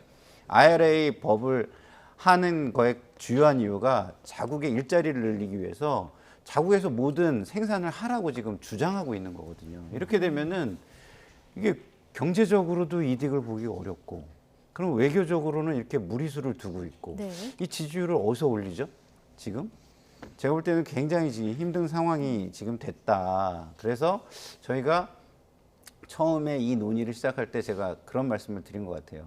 이게 정권의 존립 기반을 흔들 수도 있는 사안이 될 것이다. 잘 예. 이걸 잘 진짜 매니지해 가지 않으면 그럴 그래서 것이다. 이렇게 정교하게 예. 설득하고 그렇죠. 정교하게 만들어가고 이 여론조사가 그 전조를 지금 보여주고 있다. 지금 그래서 지금 방법은 제가 볼 때는 하나뿐이 없어요. 새로운 걸 뭐 확 터트려가지고 뭐 김기현 뭐 대표가 지금 뭐 맞춤형으로 이것도 하겠다 저것도 하겠다 하는데 이슈의 폭발력이 그렇게 크지 않아요. 예. 그거는 굉장히 장기적, 중장기적으로 신뢰를 얻어야 되는 거거든요. 예. 그런데 지금 이 문제가 그것을 다 모든 것을 쓰나미처럼 압도해 버릴 것이기 예. 때문에 지금 이 문제에 대해서 제가 볼 때는 장성철 우리 소장께서 말씀하신 것처럼 전공법으로 설득해 나가는 수밖에 지금 없어요. 그리고 이거를 실익이 조금이라도 나타나길 바라면서 시간을 좀 이렇게 길게 가져가는 수밖에 저는 없을 것 같아요. 지금처럼 계속해서 다른 사람의 의견을 무시하면서 우리가 옳아 이 주장만 하는 것은 점점 더 현 정권을 좀 더 위험하게 만들지 않을까 이런 걱정이 있습니다. 예. 지금 국민의힘과 민주당의 지지율 격차가 오차범위 밖으로 벌어진 이런 상황인데요. 김기현 후 출범한 지 지금 열흘 조금 넘긴 이런 상황이거든요. 이건 어떻게 보고 계십니까? 김기현 대표가 아주 난감할 것 같아요. 예. 그러니까 여러 가지가 안 좋은 점들이 다 겹친 것 같은데 일단 한일 정상회담에 대한 부정적인 평가와 인식이 국민들 사이에 있는 것 같고 또한 69시간 예. 그러한 뭐 근로시간 연장 그것도 문제가 있었던 것 같고요. 또한은 최고위원들이 막말들을 막 해댔잖아요. 그러니까 지금 여당 지지율이 예. 대통령 지지도 낙폭보다 더 커요. 크거든요. 네. 특히 이제 제가 봤을 때는 이제 전국적으로 호남 분들이 마음을 상당히 좀 걷어들인 것이 아닌가라는 좀 생각이 듭니다. 김재원 최고위원 그렇죠. 발언 때문에. 김재원 최고위원이 여러 가지 호남 폄하, 5.18 겸하 이러한 내용들을 얘기를 했잖아요. 그거에 대해서 제대로 빨리 수습을 했어야 되는데 김기현 당대표는 뭐라고 했냐면 사과했잖아요. 뭐 개인적인 의견인데 괜찮아요. 이런 식으로 은근슬쩍 넘어가려고 그래요. 그래서 지금 국민의힘 쪽에서는 5.18 때도 소속 의원 전부 다 데리고 가가지고 거기서 또 작년처럼 뭐 참배해 드리겠다 이런 식의 얘기를 하고 있는데 그런 것보다 김재원 의원을 어떻게 징계하느냐 그 모습을 보고 호남에 계신 분들이나 타지에 계시는 호남민들이 평가를 하게 될 것 같아요. 그러니까 이러한 부분들에 대한 대처. 결과는 어쩔 수가 없어요. 하지만은 그 결과를 이끌어내는데 여러 가지 과정들과 그리고 대안, 대처 이런 것들을 국민들은 더 심각하게 볼 수가 있거든요. 너무 안이하게 보지 마세요. 그러니까 이러한 문제와 관련해서도 한일 정상회담 부정적인 문제와 관련해서도 전직 정진석 전 비대위원장 같은 경우에는 그렇게 생각하고 판단하는 거는 식민지배 컴플렉스예요. 라고서 국민을 가르치려고 들잖아요. 이거에 대해서 이런 식으로 접근하면 안 돼요. 교만하고 오만한 모습이 아니라 진솔하게 이러한 대국적인 결단을 할 수밖에 없었던 이유를 여당에 있는 지도부도 좀 낮은 자세로 설명을 해야지 당신들은 뭘 몰라. 미래를 생각하지 않는 사람들 과거에 얽매가지고 뭐 하겠어. 이런 식은 잘못된 것 같아요. 오늘 두 분이 이제 설득이라는 단어를 굉장히 강조해주고 계신데 대통령 지지율 이거는 정당 지지율입니다. 정당 지지율에서 지난 금요일 갤럽 조사를 보면 20대 18세에서 20대까지 보면은 13% 정도 나오더라고요. 자, 이거는 전당대회 후폭풍입니까? 이거 어떻게 봐야 돼요? 굉장히 전당대회 후폭풍도 전 있다고 봐요. 왜냐하면 이준석으로 대표되는 어쨌든 그 세대의 물결 이것을 흡수하고 받아들이는 모습이 전혀 지금 없잖아요. 그렇기 때문에 그 영향도 저는 있다고 보고요. 그리고 거기에 오히려 반하는 지금 일본에 대한 어떤 뭐죠? 강제징용 피해자에 대한 해법안이라든가 그다음에 노동 시간에 대한 어떤 정책 추진이라든가 이런 게요. 전부 다 순서가 바뀌어 있어요. 굉장히 패턴 자체가 굉장히 꼰대식이에요. 그러니까 내가 다 알아. 내가 다 경험해 봤어. 너네 얘기하는 거는 내가 다 아는 거니까 이렇게 하고 있잖아요. 어떤 생각을 갖고 있니? 이걸 먼저 물어봐야 그렇죠. 되는데. 너네는 어떤 생각을 갖고 있고 함께 좀 해주면 안 될까? 너네 그런 생각을 하고 있더라도 이런 부분이 있고 나 때는 이런 걸 좀 해보고 싶은데 한번 해보게 해주면 안 될까? 이런 식으로 먼저 충분한 동의를 구하고 아까도 얘기했지만 그리고 또 무시하면 안 되는 게 여의도 정치를 너무 모르시는 게 튼튼한 지지 세력이 어느 정도는 확보가 돼야 울타리 역할을 해주거든요. 근데 지금 울타리 역할을 해줄 것도 없는 상황에서 환경 조성도 안 해. 이런 식으로 지금 가고 있는 거, 이 부분이 이러면은 제가 볼 때는 신세대에게는 전혀 저는 소구력이 없다라고 저는 생각합니다. 자, 이런 상황에서 지금 이준석과 천하용인 네 사람이 팀 블로그를 공동으로 만들었다고 그러더라고요. 이름이 고공행진. 고민하고 공부하고 행동하고 진실된 사람들이라는 차원에서 고공행진이라고 줬는데 이거 허은하 의원이 지었다고 그러더라고요. 일단은 본인들의 활동 공간이 당에서의 공식적으로는 없어요. 직책이 없기 때문에 본인들의 생각과 판단과 여러 가지 의견을 좀 뭐 본인들을 호응해주고 응원해주는 분들과 함께 나누고 싶어하는 그러한 온라인상에서의 뭐 사이트가 아니냐라는 좀 생각이 드는데 어쩔 수 없는 선택이다라고 보여집니다. 본인들 생각을 상당히 차분하게 정리를 잘 해나가고 있더라고요. 그리고 특히 천하람 후보 같은 경우에는 김기현 당대표가 만나자고 했는데 아유 최고위원들이 다 나와가지고 뭐 이준석 계를 다 추방해야 되고 쫓아내야 되고 상정도 해서는 안 될 사람들로 해놓고 나 한 번 만나서 뭐하냐. 당에서 실질적인 조치가 필요하다라고 얘기를 하면서 지금 지방을 다니면서 낙선 인사를 하고 다니고 있어요. 그러한 모습을 좀 김기현 당대표가 직접 뭐 찾아가든지 해서 그 사람들의 다친 마음을 좀 상처를 좀 어루만져 줘야 되지 않을까. 그런 데서부터 시작을 해야지 청년층들의 마음이 관심이 다시 되돌아오지. 아유 우리가 청년층 마음 돌리기 위해서 대학교 학생식당 밥값 문제부터 우리가 챙기겠습니다. 이게 과연 제대로 된 정책이 될 수가 있겠냐고요. 그래서 일단은 정말 당에 있는 청년들의 지지를 받는 그런 사람들의 마음부터 잡아라. 그렇게 말씀드리고 싶어요. 세력을 자꾸 포용하고 그럼요. 그렇게 나가야 된다. 맞습니다. 자, 민주당으로 가보죠. 민주당에서는 최근 문재인 전 대통령의 전언을 두고 당내 의원들 간 해석이 좀 분분한데요. 박지원 전 국정원장 그리고 박용진 의원 발언 함께 듣고 오시겠습니다. 제 나름대로의 정리를 해서 말씀을 드렸고 민주당 문제에 대해서도 이제 말미에 말씀을 드린 것은 사실입니다. 어떤 얘기를 좀 하던가요? 글쎄요, 문재인 대통령께서는 지금 현재 민주당이 총단합해서 이재명 대표 중심으로 하는 이 말씀인 건가요? 잘해야 되는데 잘해야 되는데 그렇게 나가면 안 된다. 지금 이재명 대표 이외에 대안도 없으면서 자꾸 무슨 그 정도 얘기하셨어요. 당내 뭐 현안으로 자꾸 전직 대통령을 이렇게 그 이야기의 소재로 하는 건 저는 안 맞다고 보고요. 저는 뭐 박지원 원장이 어떤 말씀을 듣고 왔는지 구체적으로 알 수는 없습니다만 뭐 전하시는 말씀을 하셨을 수도 있고 안 하실 수도 있는데 이재명 대표 입자도 안 나왔습니까? 네, 얘기 안 했었습니다. 그 말씀은 있으셨어요. 그러니까 민주당에 지금 여러 가지 악재가 있다.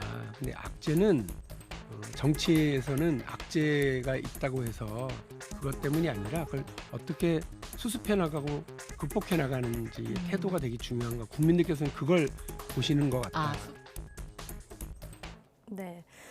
박지원 전 원장은 문재인 전 대통령이 이재명 대표 중심으로 뭉쳐라, 단합해라 이렇게 한 얘기를 들었다고 했고요. 박용진 의원은 이재명 대표의 입자도 안 나왔다 이렇게 얘기를 하고 있는데 물론 이제 그 만남이 다른 장소이기 때문에 문재인 전 대통령이 이제 어떤 발언을 했는지 궁금하긴 한데요. 박지원 의원의 전언, 이재명 대표 중심으로 단합해라. 이거는 어떤 그 상황에서 나온 발언이라고 보십니까? 우선은 저는 이분이 자기 욕심이 좀 강한 것 같아요. 박지원 전 국정원장이요. 일단 이분은 친명입니까? 아닙니까? 저는 이분은 뭐 친명이라기보다는 친명임을 내세워서 본인이 뭐 원하는 거를 좀 득하려는 그런 거 아닌가 이런 생각이 들고요. 일단 기본적으로 지금 그 이재명 대표한테 좀 지금 잘 보여야 본인이 원하는 것을 얻을 수 있다라는 생각이 너무 강해서 문재인 대통령의 이야기를 너무 좀 과대 해석하고 이걸 좀 확장해서 전하는 거 아닌가 이런 생각이 들어요. 문재인 대통령 입장에서는 이재명 대표에 대해서 어떤 평가를 할 입장이 아니시잖아요. 정계에서 은퇴하셨고 뭐 다 잘 되기를 바라는 입장에서 덕담을 해주시면서 갈 상황이지 뭐 어떤 평가를 하고 이럴 상황이 아닌데 아니 뭐 당연히 박지원 전 원장이 가가지고 지금 상황이 이렇고 저렇고 하면서 그 상황을 어떤 방향으로 얘기를 하면 그렇죠. 지금 뭐 크게 그거에 대해서 대안도 지금 없는 상황 아니겠습니까? 이렇게 얘기할 수 있죠. 근데 그 한마디를 얻어냈다고 나오셔가지고 그냥 막 이거를 본인 어떤 욕심에 맞게 확대 재생산하는 건 좀 맞지 않다고 보고요. 문재인 대통령은 정치적인 메시지를 내시고 싶은 마음이 별로 없으실 거예요. 이거를 자꾸 정치적 메시지로 확대해서 밖에다가 내는 사람들 저는 바람직하지 않다고 생각하고요. 좀 우리 당의 분들이 문재인 대통령을 잘 지켜드리려면 정말 조금은 잊혀지게 놔두고 국민들이 지금 이 윤석열 정권에 대해서 너무 지겹고 막 한심하고 이럴 때 그때 좀 나오시게 아껴두는 게 좋겠다. 이런 안 그래도 여당에서 2차 전 대통령이 되겠다고 하면서 트루먼 쇼를 방불케 한다 이런 비판이 나왔거든요. 자, 그러니까 좀 이게- 잊혀지게 도와주는 것이 좋겠다.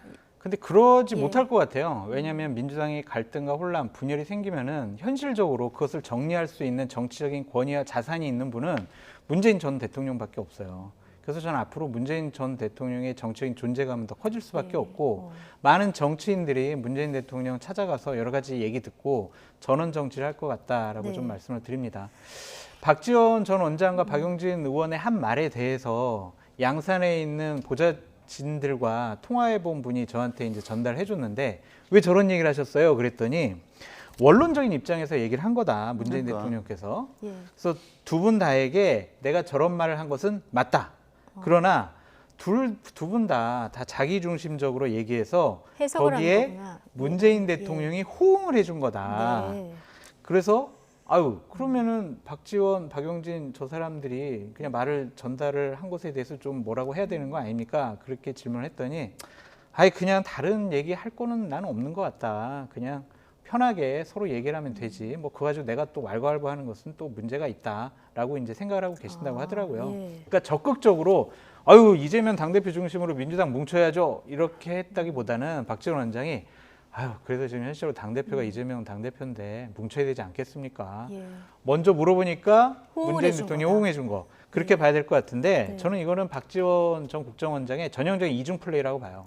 왜냐하면은 한간에 어떤 소문이 났었냐면 야, 다음번에 이재명 당대표가 그만두면 당대표를 출마하고 싶어 하거나 아니면 비대위가 구성되면 비대위원장을 하고 싶어 하는 분이 몇 분이 계시는데 그중에 박지원 전 국정원장이 열심히 그거를 준비하고 있다라는 소문이 여의도에 기자분들에게 상당히 좀 소문이 나 있었거든요.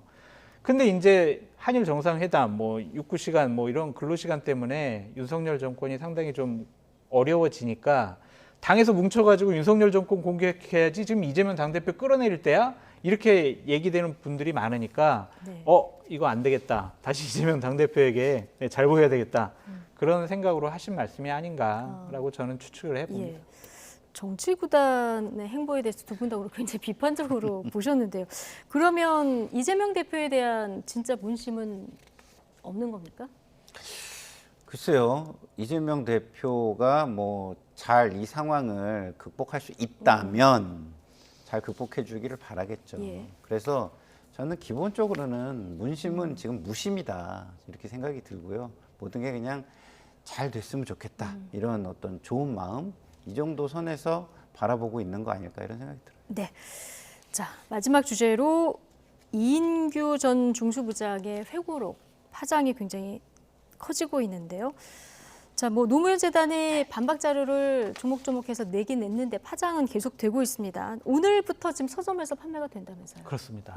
저도 한번 읽어봐야 되겠다라는 생각이 들더라고요. 저는 이인규 전 검사가 결국에는 정치를 하기 위해서 이러한 책을 발간을 했고 좀 적극적으로 언론에 나오는 것이 아니냐라는 좀 생각이 들어요. 정치를 하기 위해서 이 책을 냈다 이렇게 보시는 거군요. 네, 저는 그렇게 생각이 듭니다. 어떤 공직도 안 맡겠다 오늘 이 얘기는 했는데요. 선출직 공직은 다른 차원의 문제죠. 예. 임명직 공직은 아니라도 국민의 선택을 받는 것은 다른 문제일 거라고 보여지고요. 저는 이 부분에 대해서 만약 뭐 권양숙 여사나 아니면 노무현 재단이나 아니면 민주당에서 문제 제기를 하려면 이인규 전 검사에 대해서 고소고발을 했으면 좋겠어요. 그래서 사실관계를 제대로 밝혔으면 좋겠다. 여러 가지 자료들이 다 있을 거예요. CCTV도 뭐 있을 것이고 다른 뭐 수사상에 중요한 자료들이 다 있을 겁니다. 그럼 만약 고소고발을 하게 되면은 그 부분을 확인할 수밖에 없으니까요. 진실을 밝히고자 하면은 고소고발을 할 것이고 아니면 정치적인 공격을 하고자 하면 그냥 이러한 언론적인 플레이만 노무현 재단이나 권양숙 여사 측에서 하게 될 것 같다라는 좀 생각이 드는데 고 노무현 대통령은 공과가 아주 큰 분이죠. 여러 가지 뭐 잘못도 있고 막 권양숙 여사가 340만 불 뭐 박연차로부터 뇌물 받아가지고 뭐 문제가 됐다 막 이런 얘기 많이 나오잖아요. 근데 저런 일들 때문에 극단적인 선택을 한 전직 대통령을 다시 정치권으로 끌어들여서 논란과 논쟁의 수단으로 삼는 것은 전 그렇게 썩 바람직스럽지 않은 일이다라고 말씀드리고 싶습니다. 예. 자, 노무현 재단 이사장을 지냈던 유시민 작가가 오늘 그 알릴레오 북스 호외 편으로 해서 학교 폭력 다룬 드라마 더 글로리 굉장히 화제가 됐었는데 여기에 비해서 오늘 1시간 동안 이제 비판을 했는데 혹시 들으셨습니까? 아니, 저는 뭐 그냥 언론을 통해서만 봤는데요. 네. 저는 노무현 대통령과 가까운 관계에 있었던 분들은 굉장히 이제 드라이하게 저는 이야기하고 말았으면 좋겠어요. 저는 장성철 소장의 입장과 좀 달라요. 왜냐하면 이인규 전 그 중수부장이 낸 이 회고록은요, 저는 이게 사람의 도리상 해서는 안 되는 일이라고 생각합니다. 예. 그리고 직업윤리상, 프로페셔널리즘에도 전혀 맞지 않는 일이라고 생각해요. 검찰 내에서도 그렇죠. 저도 이거 처음 기사 나자마자 검찰에 있는 그 검사 몇 명하고 제가 통화를 해봤는데요. 검찰 조직에도 득이 되지 않아요. 이게 검찰 이미지에도 득이 되지 않고. 왜냐하면 어쨌든 이게 판결도 나지 않는 일이에요. 근데 판결도 나지 않고 공소권이 없음으로 종결된 걸 가지고 그때 있었던 정보와 뭐 본인들이 수사했던 기록을 가지고 이게 사실이라고 지금 판단할 수도 없어요. 법원이. 네. 왜냐하면 고인이 되셨고 공소권은 없음으로 처리를 했기 때문에. 근데 이걸 지금 검사였던 사람이, 법을 안다는 사람이 사실인 것처럼 막 사회에다 쏟아낸다? 이거는요 굉장히 악의적인 거고요. 사람의 도리가 아니다. 이런 말씀을 드리고. 그리고 이것을 고인이 되신 대통령의 주변 분들이 하는 것보다는 이거는 우리나라의 수준이 그 정도 수준이 아니기 때문에 오피니언 리더층에서 따끔하게 이야기를 해주는 게 더 맞다. 이거는 맞지 않는 일이다. 지금 윤리상도 맞지 않고 사람의 도리상도 맞지 않다라는 이야기를 평론가든 아니면 뭐 사설이든 아니면 뭐 교수님들이든 이런 오피니언 리더층에서 이런 건 아예 선을 거주는 게 맞다 이런 생각이 듭니다. 자, 내용을 보면은 노무현 대통령이 뇌물을 받은 데 다툼의 여지가 없다. 이 내용 외에도 지금 변호인이었던 문재인 대통령이 무능했다.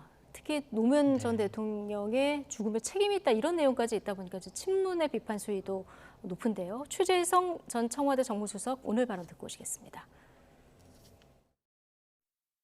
참 비열한 검찰 출신 이인규다. 노무현 대통령이 나는 저런 친구가 있어서 자랑스럽다고 했고 끝까지 함께했던 문재인 대통령을 사자를 죽음으로 몰게 된 한 원인으로 이렇게까지 얘기하는 거는 저거는 정말 인면수심이 아니고는 불가능한 거죠. 네. 지금 민주당 개파 불문하고 비판을 쏟아내고 있는 이런 상황인데 왜 이 시점에 회고록을 냈나 이 부분 굉장히 궁금한데요. 이인규 변호사는 뭐라고 얘기하냐면 문재인 대통령의 자서전 내용이 너무 터무니없어서 내가 공소시효 끝날 때까지 기다렸다가 반박을 한 거다 이렇게 얘기를 하고 있어요. 그렇습니다. 사실관계를 가장 잘 아는 사람은 본인인데 다른 분들이 정치적으로 이용을 한 것이 아니냐 그러한 판단을 한 것 같습니다. 이인규 전 검사는 이런 얘기를 했죠. 고 노무현 전 대통령을 넘어서서 아니면 기반으로 해서 결국 문재인 대통령이 된 것이 아니냐, 대통령까지 됐다, 이용을 해서 됐다 이런 식으로까지 얘기를 하더라고요. 그러니까 변호사 출신으로서 의견서 하나 제출하지 않았다라고 하면서 아무런 역할을 하지 않았다라고 얘기하지 않습니까? 그러니까 이러한 부분들에 대해서는 저는 명확한 사실은 가려질 수가 없어요. 왜냐하면 이미 고인이 되셨기 때문에 그분의 말씀을 들을 수가 없잖아요. 그렇죠. 어쨌든 아까 말씀드렸듯이 뭐 본인도 고소 각오하고 이 회고록을 썼다라고 했으니까 문제가 삼고 싶으면 뭐 사자 명예훼손이든 아니면 공무상 비밀 누설 혐의든 이런 걸로 충분히 고소가 가능하잖아요. 그래서 사실관계를 좀 밝히는 그런 절차도 필요하지 않을까라고 싶은데 거듭 말씀드리지만 이것이 과연 옳은 일이냐. 그래서는 저는 회의적이다라고 말씀드려요. 저는 법적인 것보다요. 이 직업 윤리에 계신 분들 있잖아요. 변호사나 검찰이나 여기에서 변호사 자격 이런 거 좀 걷어들이고 아예 박탈해버리는 게 더 훨씬 더 효과적인 방법 아닐까 이런 생각이 듭니다. 민주당 친노 그룹이나 친문 그룹에서 비판을 하기보다는 조금 떨어진 곳에서 좀 비판을 하는 게 맞다. 앞서 그런 그렇죠. 이건 얘기를 윤리적으로 네. 뭐 그리고 아까도 얘기했지만 지금 직업 윤리 그리고 프로페셔널리즘에서도 전혀 맞지 않는 일이에요. 근데 민주당도 사회 수준을 떨어뜨리는 거죠. 그러니까 민주당이나 민주당에 계신 정치인분들도 이제 그만 고 노무현 전 대통령을 놔줬으면 좋겠어요. 무슨 일만 있으면 봉화마을 가서 다 뭐 무릎 꿇고 뭐 참배하고 또 권양순 여사 만나서 얘기 듣고 그런 걸로 자신들의 정치적인 생명력을 더 연장하고 유지하려고 하잖아요. 이제 그러지 않았으면 좋겠어요. 저 책방 찾아가는 것도 저는 마찬가지라고 생각해요. 제가 방송 처음에 책방 연다고 하실 때도 저기에 오지 못하게 막아야 될 사람들은 정치인들이다 제가 그렇게 말씀을 드렸는데 그렇죠. 그랬으면 하셨었죠. 좋겠습니다. 알겠습니다. 자, 나이트 포커스 오늘 두 분 말씀 여기까지 듣겠습니다. 장성철 공론센터 소장, 김상일 정치평론가 두 분과 함께했습니다. 고맙습니다.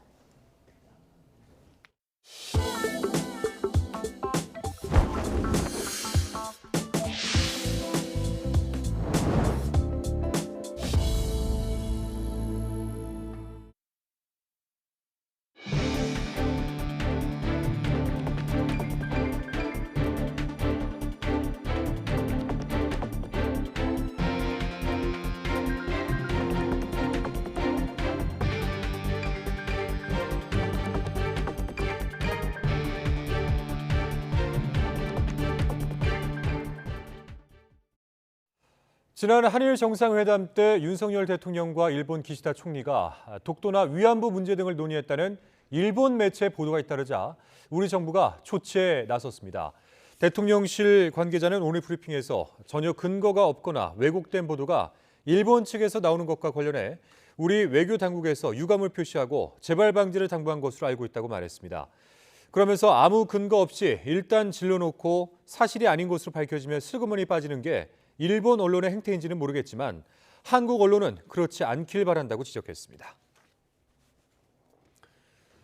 대통령실은 기시다 후미오 일본 총리가 윤석열 대통령은 5월 히로시마에서 열리는 주요 7개국 G7 정상회의에 초청한 것에 대해 한일 정상회담 결과에 따른 긍정적 조치라고 평가했습니다. 이동훈 대통령실 대변인은 오늘 서면 브리핑을 내고 이같이 밝혔습니다.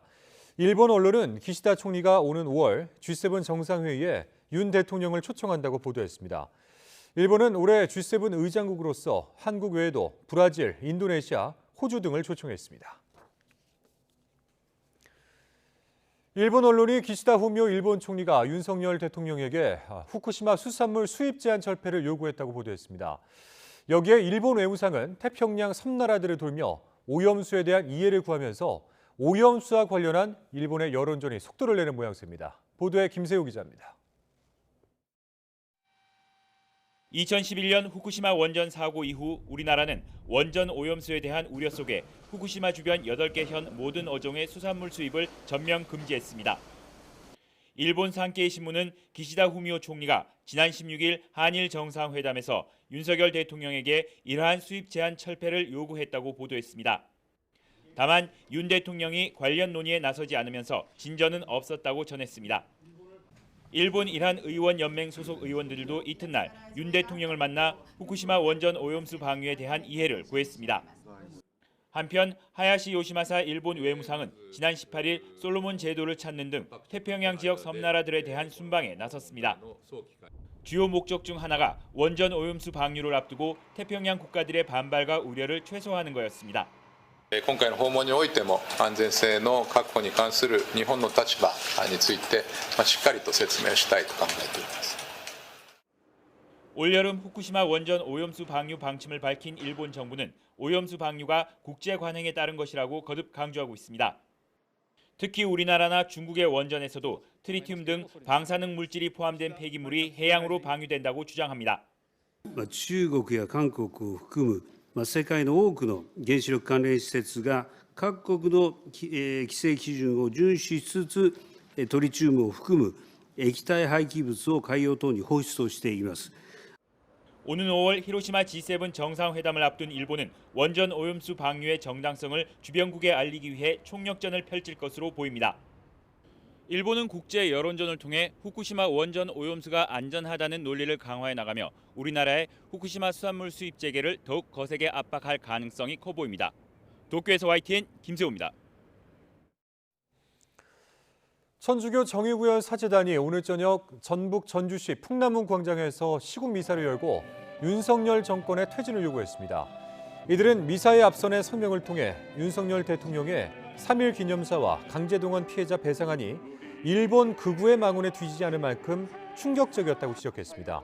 또한 최근 한일 정상회담에 대해서도 결의에 굴욕과 수모를 안긴 죄가 너무나 무겁다며 대통령의 용퇴를 촉구한다고 했습니다.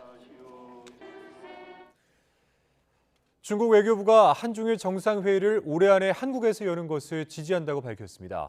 왕원빈 중국 외교부 대변인은 정례 브리핑에서 한중일 정상회의를 올해 안에 여는 것에 대해 의장국인 한국의 제의를 지지하며 이에 대해서 한국과 일본 함께 소통하고 조율하기를 원한다고 밝혔습니다.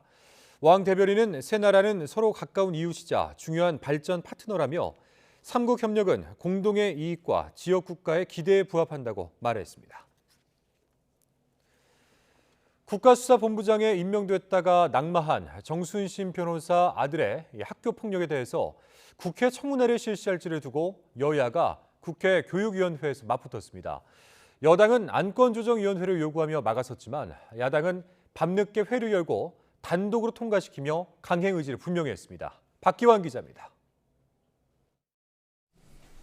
국회 교육위원회 전체 회의에서 민주당은 검사 출신 정순신 변호사를 국가수사본부장직에서 물러나게 한 아들 학교 폭력에 대한 청문회 실시 안건을 상정했습니다. 정 변호사 아들 사건의 심각성과 상임위 차원 질의의 한계를 강조하면서 청문회 필요성을 피력했습니다. 서울대학교 입학본부장의 확인해줄 수 없습니다의 반복적인 답변. 야당에서는 부득이하게 청문회를 추진할 수밖에 없는 입장을. 반면 여당은 정 변호사 아들 문제만 놓고 청문회를 여는 것은 야당의 정치 공세라며 거세게 반발했습니다. 정 변호사뿐 아니라 고위공직자 자녀 학교 폭력 사례를 모두 따지자고 안건조정위원회 회부를 요청하는 동시에 민주당 정청래 최고위원 아들의 과거 성추행 의혹도 함께 다뤄야 한다며 역공에 나섰습니다. 학교 학내에서 발생하는 성추행, 성희롱 이런 학교 폭력 건드려야 되는 거 아닙니까? 권력자의 아들이라는 이유로 혹시 미꾸라지 빠지듯이 빠져나간 건 아닌지. 결국 여당 요청에 따라 여야 이견을 조정하는 안건조정위원회로 공이 넘겨졌지만 야당은 늦은 밤 안건조정회를 열고 여당 의원들이 불참한 채로 청문회 계획안을 단독 의결했습니다. 여당은 갑작스레 일정을 통보해 통과시키는 건 그야말로 날치기라며 강하게 반발했습니다. 민주당은 내일 아침 교육위 전체 회의에서 계획안을 통과시킨 뒤 오는 31일 청문회를 강행한다는 방침입니다. 양곡관리법을 놓고도 격돌했습니다. 지난달부터 추가 협의를 요청했던 김진표 국회의장과 여야 원내대표가 만났지만 여당은 정부가 초과 생산된 쌀을 의무 매입하는 규정은 못 받아들인다고 야당은 오는 23일 본회의에서 예정대로 처리하겠다고 맞서면서 평행선을 달렸습니다. 다시 한번 합의할 여지가 있는지 챙겨보겠다. 다만 의무 매입이 있는 한은 저희들은 받아들이기 어렵다는 입장에는 변함이 없다. 시점에 대해서는 그것은 불변입니다. 저희는 계속 양보를 하고 국민의힘 여당은 여전히 거부권만 믿고 가겠다라고 하면 대화가 되겠습니까?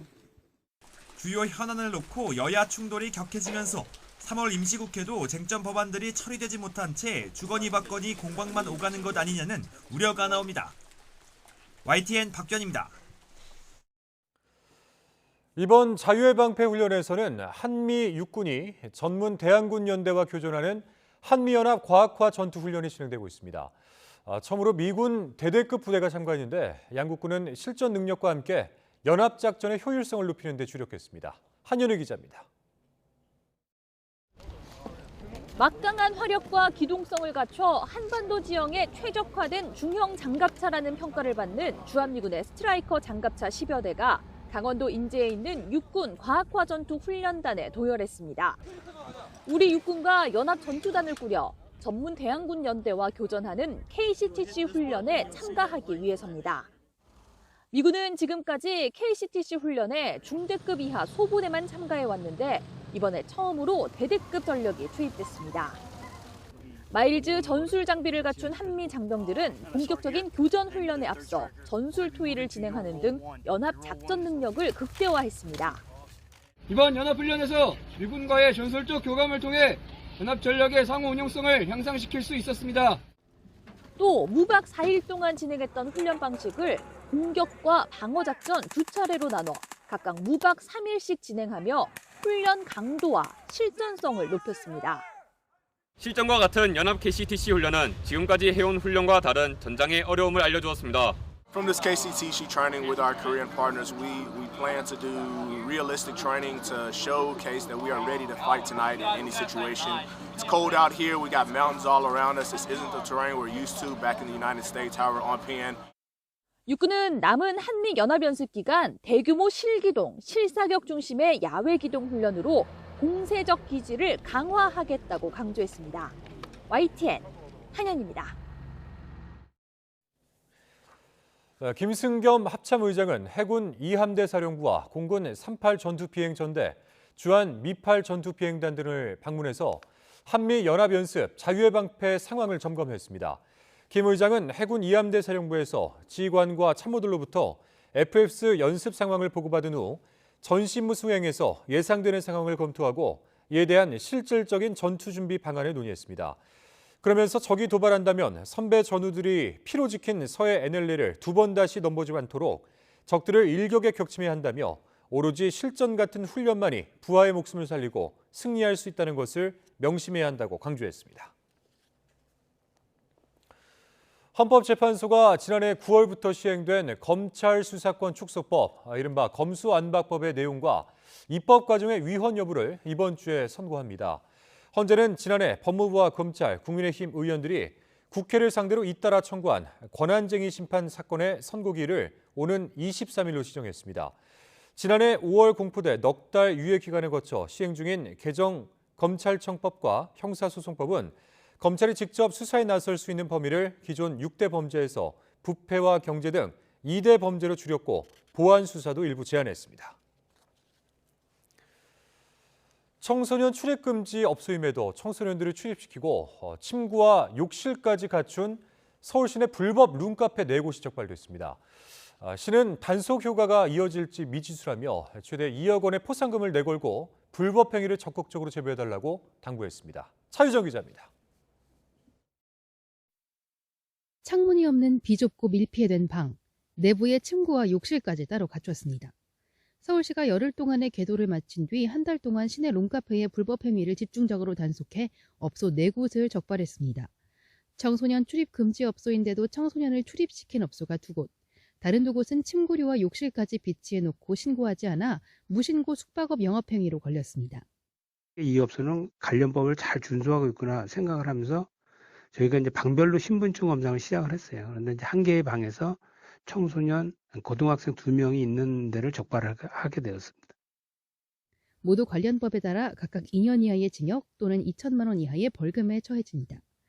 파악되는 서울시내 전체 룸카페는 41곳. 모두 여가부 고시에 따라 청소년 고용과 출입이 불가합니다. 단속기간 유해업소로 지정된 룸카페에 찾아오는 청소년들이 많지는 않았지만 단속 효과가 계속될지는 미지수입니다. 시는 관련 불법 행위를 발견한 경우 적극적으로 제보해달라고 당부했습니다. 제보를 통해 공익 증진에 기여할 경우 조례에 따라 최대 2억 원의 포상금이 지급됩니다. YTN 차유정입니다. 오늘 오전 10시쯤 경기 화성시 봉담읍에 있는 2층짜리 다세대 주택 반지하에서 불이 났습니다.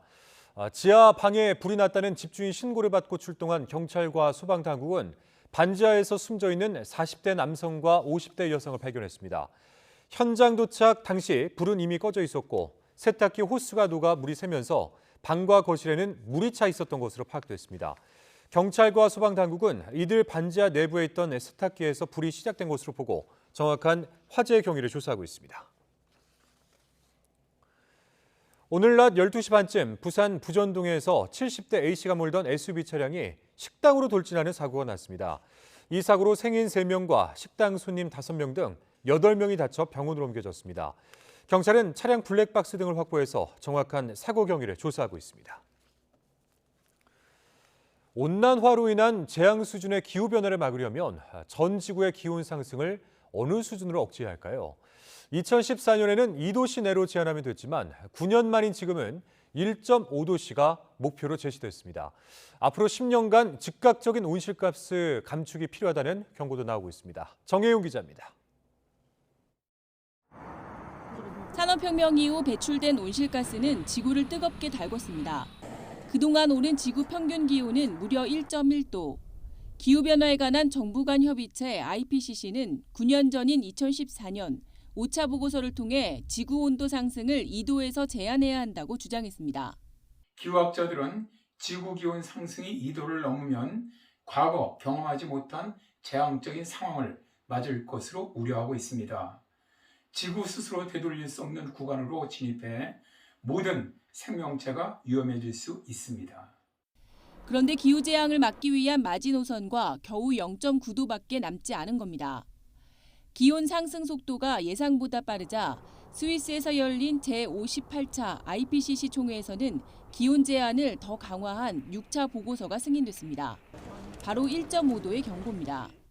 거의 모든 시나리오에서 가까운 미래에 1.5도씨에 도달할 걸로 전망을 하고 있습니다. 온난화가 심화되면 단편적인 이런 요소뿐만 아니라 또 복합적으로 좀 일어나는 극한 현상들도 심해진다. 상승하는 기온별 예상 시나리오도 제시됐습니다. 지구 기온 상승이 1.5도에 머물면 아프리카에 머물던 극한 더위가 2도 이상 상승하면 유럽과 아시아로 확대하고 극지방 기온까지 크게 상승시킵니다. 가뭄도 남미와 아프리카에서 지중해와 아시아 등 중위도 부근까지 확산하고 극한 강수 역시 모든 대륙에서 빈발합니다. 이를 막기 위한 구체적인 탄소 감축 목표치도 제시됐습니다. 2030년까지 2019년 기준 43%의 이산화탄소를 감축하고 2050년까지 탄소의 배출과 흡수량이 같은 탄소 중립이 실현돼야 한다는 겁니다. 특히 앞으로 10년간의 기후행동이 지구의 미래를 위해 가장 중요하다는 의견도 제시됐습니다. 이번 6차 종합보고서는 195개국 기상기후학자와 정부 당국자들이 참여해 완성한 겁니다. 하지만 이 보고서가 실제 탄소 감축 행동으로 이어지려면 선진국과 개도국의 첨예한 이해관계가 부딪히는 국제 협상의 관문이 남아 있습니다. YTN 정혜윤입니다. 네, 만약 탄소 배출을 의미 있게 줄이지 못한다면 한반도에는 과연 어떤 일이 일어날까요? 해수면이 상승해서 부산 해운대가 사라지고 폭염과 폭우가 일상화되는 심각한 기후위기가 찾아온다고 합니다. 김민경 기자의 보도입니다. 지난 33년 동안 우리나라의 해수면은 9.9cm나 높아졌습니다. 그런데 지금처럼 이산화탄소를 배출한다면 2100년에는 해수면이 무려 82cm나 상승합니다. 해수면이 높아지면 어떤 일이 일어날까? 우선 제주도는 상당 부분이 물에 잠겨 약 30만 명이 내륙으로 이주해야 합니다. 부산 해운대가 사라지는 등 서해안과 남해안은 침수돼 사람이 살 수 없게 됩니다. 연안 지역도 태풍이나 강풍이 덮칠 때 해일이나 월파 피해가 나타날 확률이 높아집니다. 기존 5차 기후변화 시나리오에서 전망한 73cm보다도 9cm가 추가로 상승해서 82cm가 2100년까지 상승할 것으로 전망을 하고 있습니다. 기온도 무려 7도나 상승하게 돼 극한 기후 현상이 잦아집니다. 2100년에는 낮 기온이 33도를 넘는 폭염일이 지금보다 4배나 증가하고 극한 강수일도 30%나 늘어납니다. 탄소 배출을 지금에 비해서 급격하게 그리고 과감하게 줄이지 않으면은 한반도를 포함한 동아시아 지역에서 여름 계절도 늘어날 것이고 폭염도 더 강해지고 극한 강수도 더 잦아질 것으로 그렇게 예상이 됩니다. 반대로 화석연료 사용을 크게 줄이고 친환경 에너지를 확대하는 저탄소 시나리오에는 상황이 크게 달라집니다. 우리나라 기온은 7도 상승에서 2.6도 상승에 그치고 폭염일은 2배, 극한 강수일도 9% 증가하는 데 그칩니다. 사람들이 기후변화에 충분히 대응할 수 있고 피해도 줄일 수 있는 길이 열리는 겁니다. 예고된 최악의 기후위기와 기후재앙을 기후 적응 수준으로 완화하는 길은 충분한 탄소 감축뿐이라고 전문가들은 지적합니다. YTN 김민경입니다. 전국 24개 환경단체가 신재생에너지 발전 비중을 대폭 줄인 정부의 제10차 전력수급 기본계획을 취소해달라는 행정소송을 냈습니다. 환경운동연합과 기후솔루션을 비롯한 단체들은 오늘 서울행정법원에서 기자회견을 열고 이번 전력수급 기본계획은 탄소 중립과 기후위기 대응이라는 세계적 흐름에 역행한다며 취소해야 한다고 주장했습니다. 산업통상자원부가 지난 1월 공개한 제10차 전력수급 기본계획을 보면 2030년 신재생에너지 발전 비중 목표는 21.6%로 문재인 정부 때보다 8.6%포인트 줄었습니다. 정부가 일회용품 사용 단속을 앞두고 계도 활동을 벌이고 있는 가운데 알고 보면 꽤 자주 쓰이는데도 단속 대상에서조차 빠져 있는 품목이 있습니다. 바로 세탁된 옷을 포장해주는 비닐인데요. 동네 세탁소에 더해서 비대면 세탁 서비스까지 등장하며 수요가 더 늘었지만 재활용이 어려워서 그대로 버려지는 경우가 많습니다. 송재인 기자의 보도입니다. 세탁소 가득 철진한 겨울옷이 걸려 있습니다. 애써 빤 옷에 먼지라도 쌓일까 한 벌 한 벌 비닐을 씌워뒀습니다. 씌워오지 말라는 분들도 계시고 그런 말씀 없이 그냥 받으시는 분들도 계시니까 그건 제 마음대로 할 수가 없어요. 이렇게 한 해 나오는 세탁 비닐만 6억 장 정도로 추정되는데 문제는 재활용이 쉽지 않다는 겁니다. 잘 찢어지는 얇은 비닐을 세탁소에 돌려준들 다시 쓰긴 어렵고 쉽게 더러워지기도 해서 재활용률 자체가 높지 않습니다. 무엇보다 곳곳에 박힌 스테이플러 철심을 없애는 데 비용이 더 들어가서 재활용 업체도 포기하곤 합니다. 결국 그대로 버려져 소각되는 경우가 많다는 뜻이지만 정부의 일회용품 단속 대상에선 빠져 있습니다. 비닐 생산자가 재활용 업체에 지원금을 내게 하는 생산자 책임 재활용 제도가 있긴 해도 부담을 지우는 것일 뿐 덜 쓰게 만드는 방법은 아니라서 한계가 분명합니다. 당초에 폐기물 부담금 대상으로 구분되어 있다가 EPR 대상으로 전환을 합니다. 최근엔 세탁 비닐 수요를 더 늘리는 요인도 새로 떠올랐습니다. 바로 비대면 세탁 서비스입니다. 비대면 서비스는 전문 세탁이 필요한 옷뿐 아니라 일반 세탁물까지 취급하면서 인기를 얻고 있습니다. 옷마다 씌워진 비닐은 이용자에게도 부담입니다. 기존에 쓰던 비닐을 친환경 비닐로 바꾼 업체도 일부 있지만 값이 비싸 일반 동네 세탁소엔 그림의 떡입니다. 손님이 원하지 않을 경우 비닐을 빼고 세탁물만 주는 게 할 수 있는 최선입니다. 인간에서 이렇게 노력하고 있다는 것을 환경부와 지자체가 명확히 인지하고 앞으로 그 품목들을 어떻게 추가해서 규제해 나가고 그것들의 지금 상황은 어떤 상황인지 조사를 한다든지 이용자도 업계도 갈수록 늘어나는 세탁 비닐의 환경오염 문제를 인식하는 만큼 정부의 적극적인 고민이 필요해 보입니다. YTN 송재인입니다.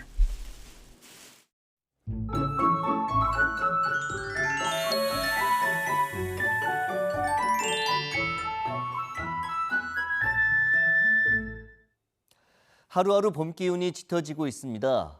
절기춘분인 내일은 오늘보다 더 따뜻해질 것으로 보이는데요. 우선 서울 아침 기온이 5도로 아침에는 오늘보다 쌀쌀함이 덜하겠고 낮 기온은 21도로 오늘보다 4도가량 높아지며 4월 하순처럼 무척 따뜻하겠습니다. 다만 내일도 수도권과 충청, 전북을 중심으로 초미세먼지 농도가 짙게 나타나겠습니다. 또 남부지방을 중심으로 하늘이 흐려지겠고 제주도와 남해안에는 비가 조금 내리거나 빗방울이 조금 떨어지는 곳이 있겠습니다. 비의 양이 적고 일부 지역에만 내리면서 건조함을 완전히 해소하지 못합니다. 여전히 대부분 지역에 건조주의보도 발효 중인 만큼 화재 예방에 더욱 신경 써주시기 바랍니다. 내일 아침 기온 오늘보다 2도에서 6도가량 높겠습니다.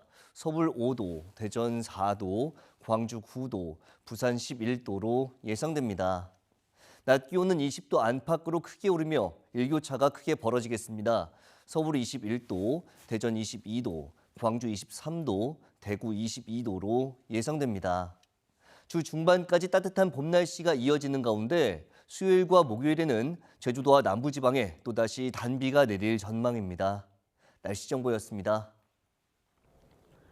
네, 월요일 뉴스라이트 마치겠습니다. 함께해 주신 여러분 고맙습니다.